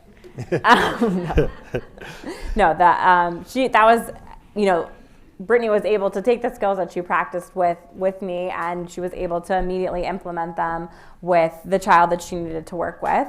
And Katie was there to provide support and feedback. Then we have the feedback following the in vivo. Oops, sorry.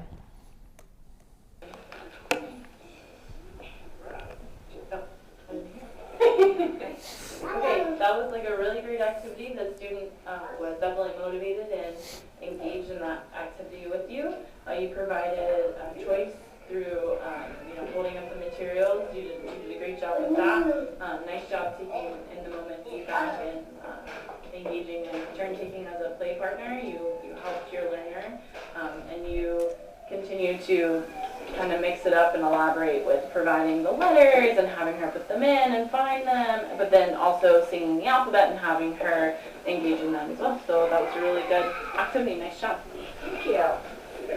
So that you can see Katie gave her the feedback, but she was also specific. I mean, she used the general terms too. Good job, you did a great job with that. But then she also told her exactly what she did well and what she did accurately.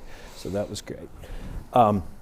So when we're talking about repeat to mastery criteria, there's some things we got to do. So we have to clearly determine prior to the supervisor, the supervisee or the trainee rehearsing and practicing the skill, they have to know what the mastery criteria is. So we need clear instructions on that.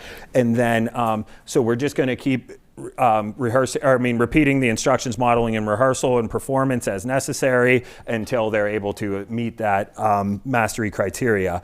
And then if the mastery criteria is met in a role play, just like we saw in this example, you need you need to schedule an opportunity where you can observe it in vivo too, because role plays can, as Rachel mentioned, can be great for demonstrating and practicing and getting that skill right in its purity. But as we all know, role plays can be very different from from the real thing. So you want to make sure that even though they met that criteria of mastery in the role play, that you get to see it in the natural environment as well. So. In the research that we mentioned earlier, that using the full BST package is much more effective than just using the instructions and written instructions piece that sometimes happens. And one of the barriers to not using the full BST package can be issues with time and resources. So you don't have enough supervisors for all the supervisees that need trained in that skill. You have a large group, or just even time. So there's some modifications that can be done. You could do group BST. This model is often used if you've ever been trained in a crisis intervention model. That's generally what they use. So the instructions are given to the full group, and then the demonstration is usually performed for the full group, and then you're broken down into smaller groups to practice with partners, and you demonstrate the skills as the supervisors or trainers come around to evaluate and give you performance feedback until that mastery criteria is met. And then again, you schedule follow-ups to make sure that it's continuing to happen correctly in the natural environment. And then video modeling can be another answer for this, which Rachel already mentioned. If you have a bunch of supervisors or employees that need trained in the same skill, you can knock out the first two steps of BST by having an accurate video of it. And then that helps with consistency as well. And then there's the pyramidal BST, which essentially is the train-to-trainer model. So what's nice about this is it gives a kind of professional development opportunity for some of the more veteran staff who are very competent in the skills, and then so you have to ensure that they can demonstrate the skill to competency, but then also train it, because demonstrating it is very different. Even if they can implement it very, very effectively, teaching it is different. It's a different set of skills to teach it. So you need to make sure that they're competent in both of those things. And then that's the other thing, is the new trainers become very proficient at that skill, because then they can train it as well. Okay. Awesome. So I have had the joy of working on a collaboration since 2015 with the Southeast Asia Prayer Center and the Beijing Autism Association and Chinese Federation for Handicapped Children, in a collaboration where we have been supporting the training of teachers and educators in China to apply research-validated interventions for children with autism. And so it's been quite the road. I asked my friend Mike to help me out because my life got real complicated, and he did. So he's been sucked into the team, as well as a few other of my friends, and we have had a wonderful time. And so, but what we found, so we've done some boot camps, some trainings in Beijing, and we've had a training in Haikou, and we have hosted teams in the U.S. For the past few years for anywhere from 4 to 6 weeks, with the goal of spreading the science of applied behavioral analysis to children in need throughout the world. I know that if my child was, born in another circumstance, I can't imagine what their life opportunities would be like without access to ABA. And so I feel like there is a responsibility to share what we know with people that may not have that experience yet. So, but what we found is that, sometimes it's hard to speak different languages. And so here is Han. Han is one of our team members. She's a BCBA intern and doctoral student. And she is working with Mike, and we're actually training a team that recently came to the U.S. this spring on some, basic teaching procedures. but everybody loves a good mic video, so here we go. Okay, go ahead, teach me. 这是什么杯子 Beige. But you want to learn it as a paper Right. vessel. No, cup. Oh, I just want to learn to 这是 skip. 什 No, 么 I'm 杯子 not that skilled. 这是什么杯子 Beige.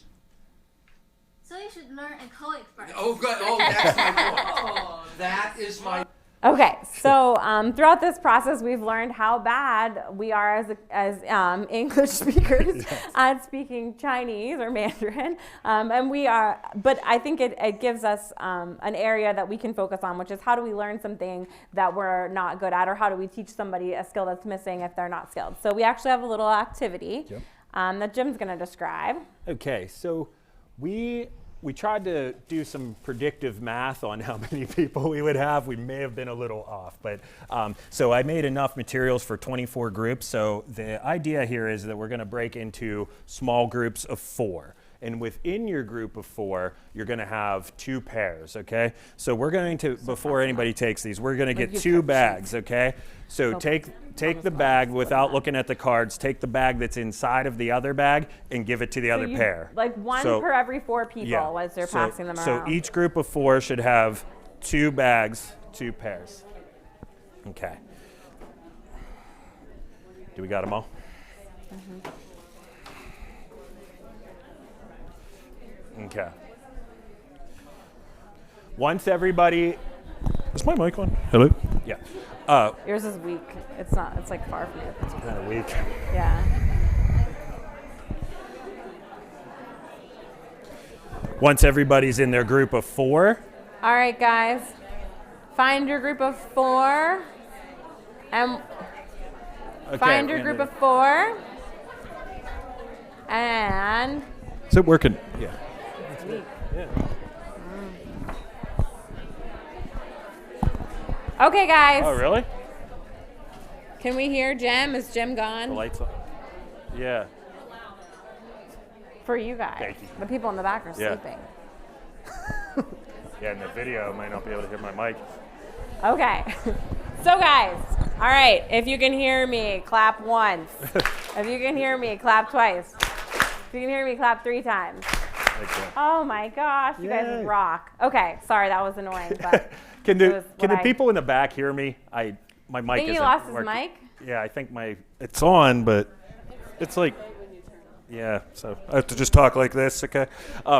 But, okay, so is everybody in their group of 4? Raise your hand. Okay, kinda. We have about 75% people in there. Does any other group need a set of bags? Okay, here we go. You might have to split into might join a friend. Yeah, or we might have to watch break up a little group. bit because we were estimating we about. were not this popular. Yeah, is it us or is it the continuing education? I mean, we credits? know why you're here. We accept lies. You can. But okay. All right. So here are the directions. Yeah.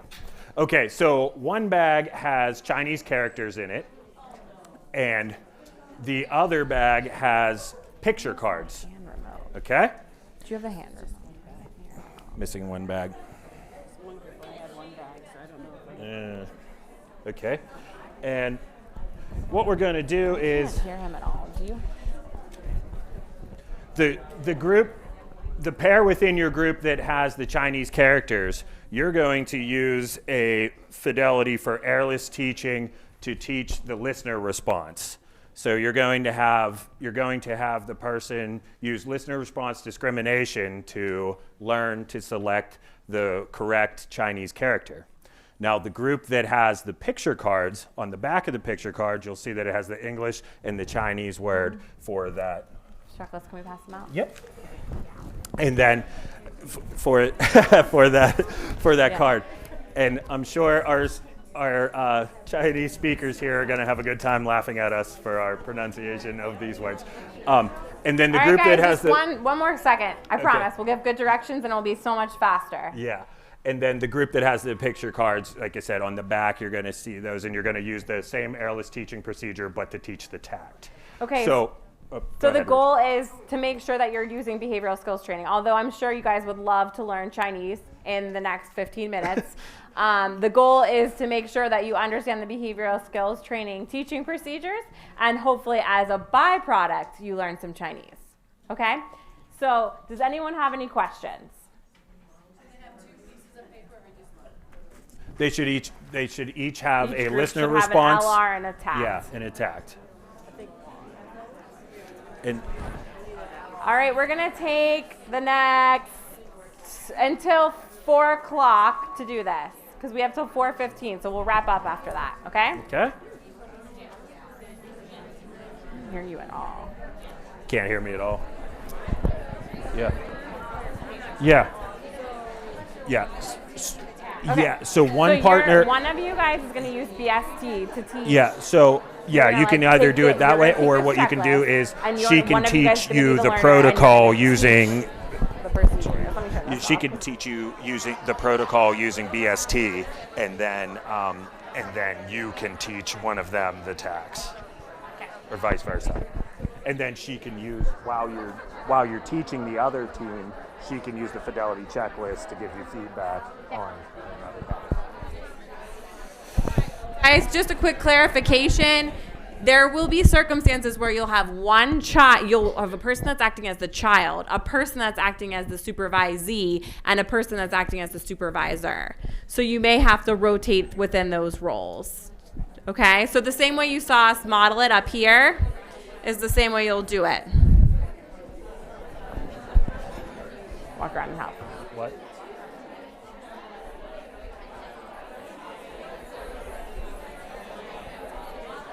Yeah.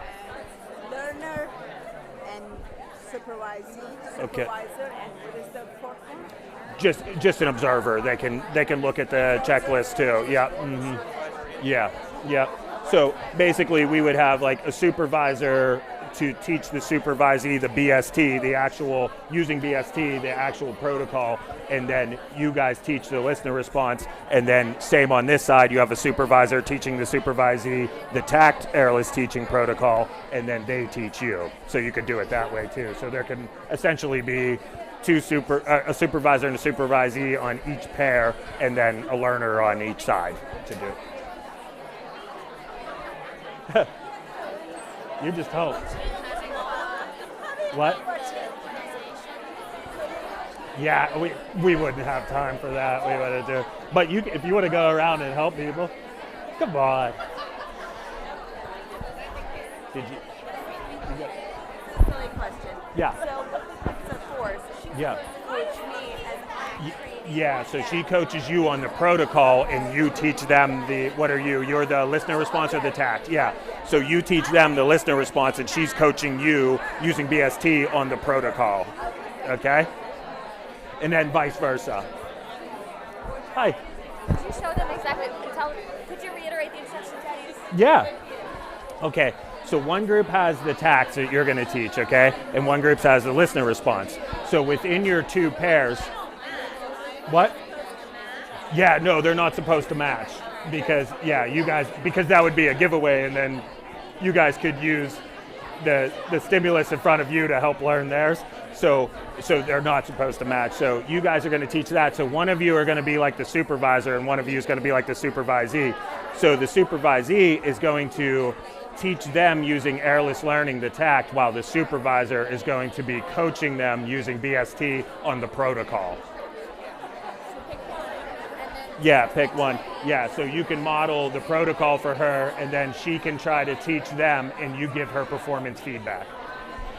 Does that make sense? Yeah. Sorry, we didn't have enough time to explain the whole.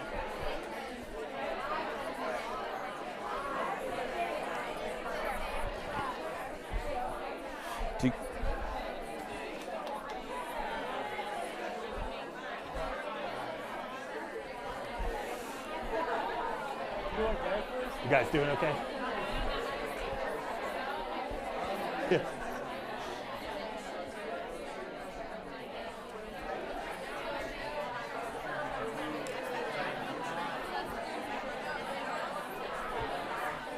Are you guys doing okay? You got it? Okay. Good. Helping me out?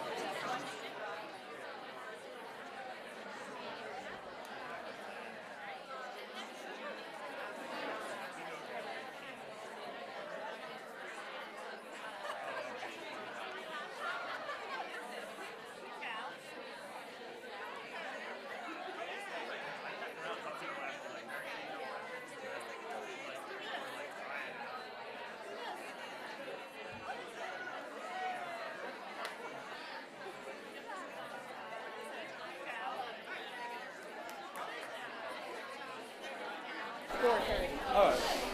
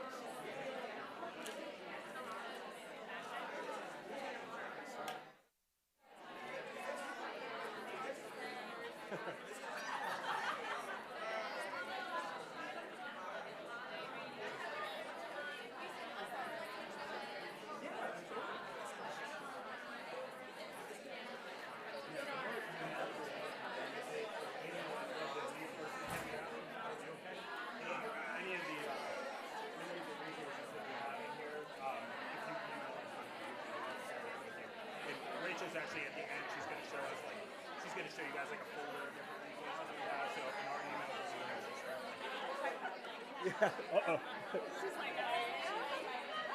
That's why I said Rachel's going to show us.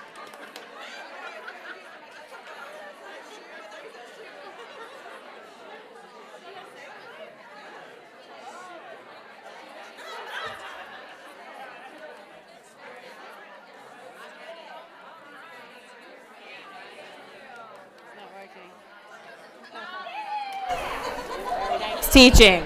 All right, guys, there is some beautiful teaching going on in this crowd right here, and I'm proud to take credit for the fact that you guys are all fluent. Way to go. So I expect to see you at Legends tonight using your skills that you've picked up during this this little activity. So I hope it gives you an opportunity to kind of just think about, when I really don't have any background, how do I teach something where I have really limited exposure to, and how can I use this sequence that we went through to support that. So I appreciate that everyone gave that 110%. When people don't, it's really a big downer. So thank you. I did want to add, one of the groups asked me if they could keep the fidelities that we passed out, and the answer is absolutely. And then also, Rachel and I's email is at the end, so if there's any of the resources you want to ask about, you can feel free to email us. All right, did you want to? Yeah. Okay, so we're getting close to the end here, so we're going to wrap up, and we're just going to go over about 2 more things. So one of the things we wanted to do is just talk about some of the BACB updates that are coming up, and I know these are really invigorating and exciting, but we'll just touch on them real quick. So we have some big changes coming up in January 1st, 2022. currently we're operating off of the 3 supervision categories. So we have the supervised field work, the practicum, and intensive practicum. So those are going to be removed and replaced with 2 categories. So we're going to have supervised field work and then concentrated supervised field work.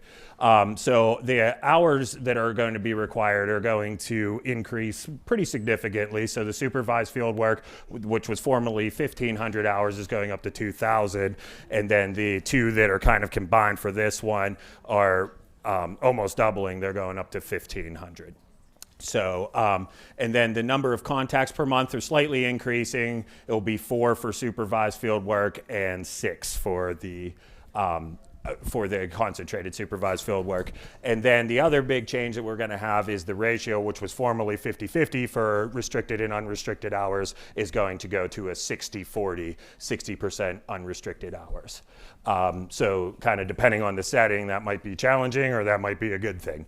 And then, of course, the biggest change is we're going to be transitioning to the task list 5. And we're just right about at that point that people entering school programs and beginning their supervisory journey are going to have to make that transition to operating off of these standards.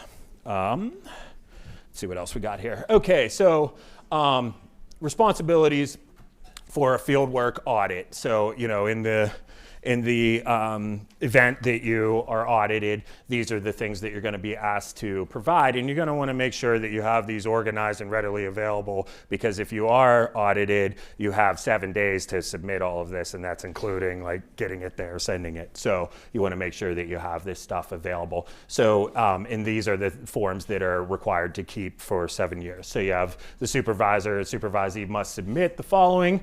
You have the contract and monthly verification forms, and that includes also the final verification form of the hours. And then you have a unique fieldwork documentation system, just because of the variability in the type of supervision with remote and multiple supervisors and things like that. The BACB doesn't require a specific form for this one, but they do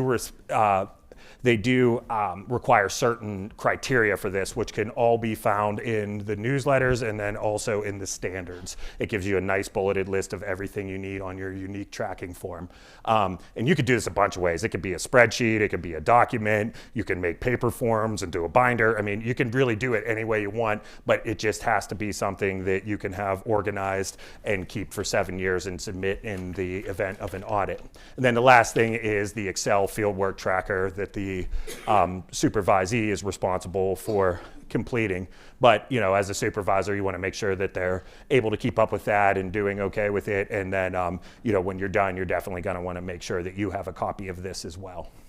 And then, I keep doing that. Okay, and then here you go. Here's a supervision form that I just kind of made up to organize my own notes. I'll do this when I'm doing an observation. I'll do it when I'm meeting one-on-one for supervision. I just kind of have it to guide my notes. It has all the criteria that the BACB requests for all the information. So it has the format. Is it in person? Is it by phone? Is it online? Is it restricted, unrestricted, what type of activity is it, all of those pieces. And then I have my task list items that I covered. I have a summary of the supervision activities, and then I have feedback and progress, because that's the biggest piece on the unique tracking form that the BACB wants, is your documentation of the supervisee's progress, because we need to be evaluating the effectiveness of supervision.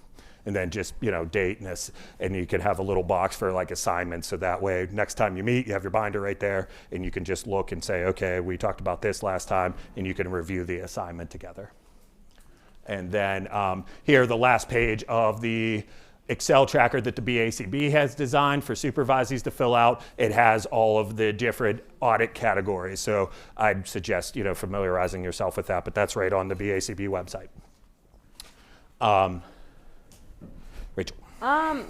So we might, I'll try and do my best to go over this. I'm not sure if this link is going to work because I did not test it, and that's the only link I didn't test. So I may have to go back to this at the end. Okay. Essentially, I can share with you the tools that we've utilized. It's by no means a curriculum. It is rough at best.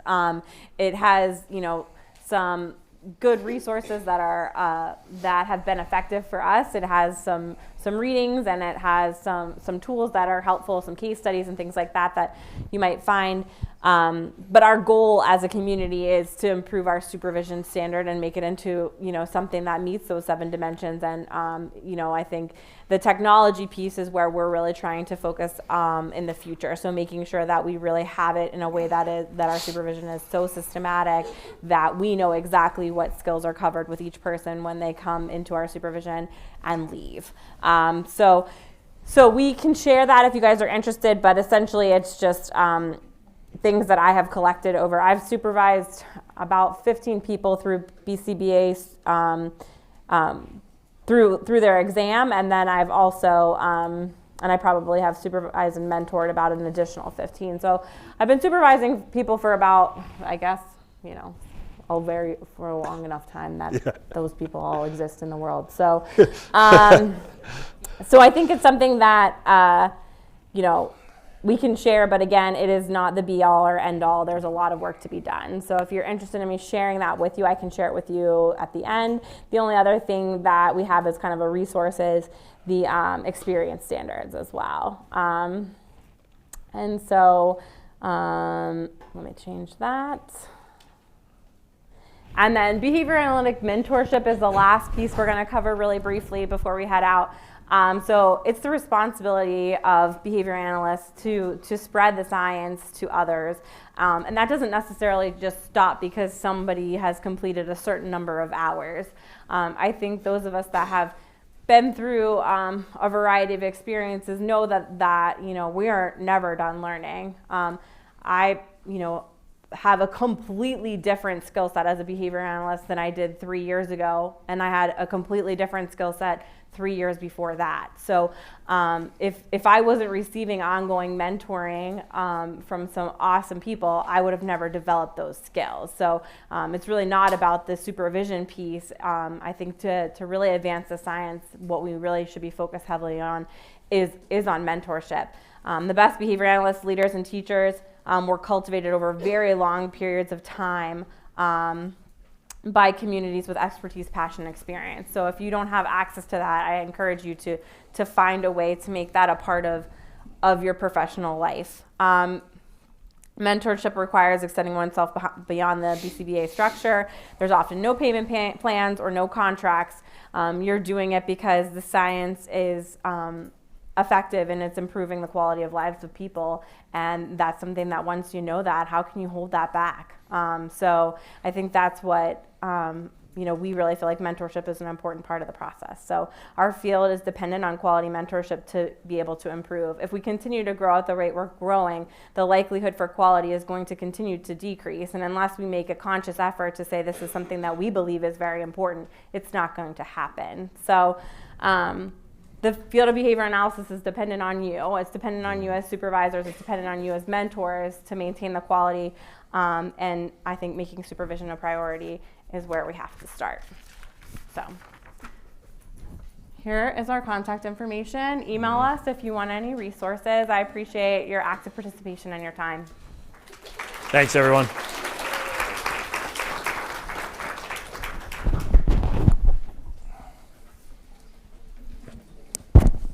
Wow, thank you, right?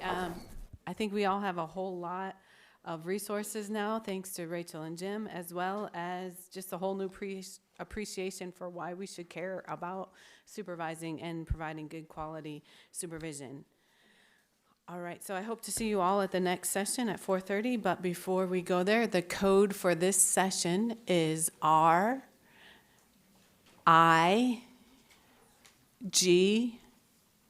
1, 2, 3. I'm going to say it one more time. R as in red, IG 1, 2, 3. All right, thank you.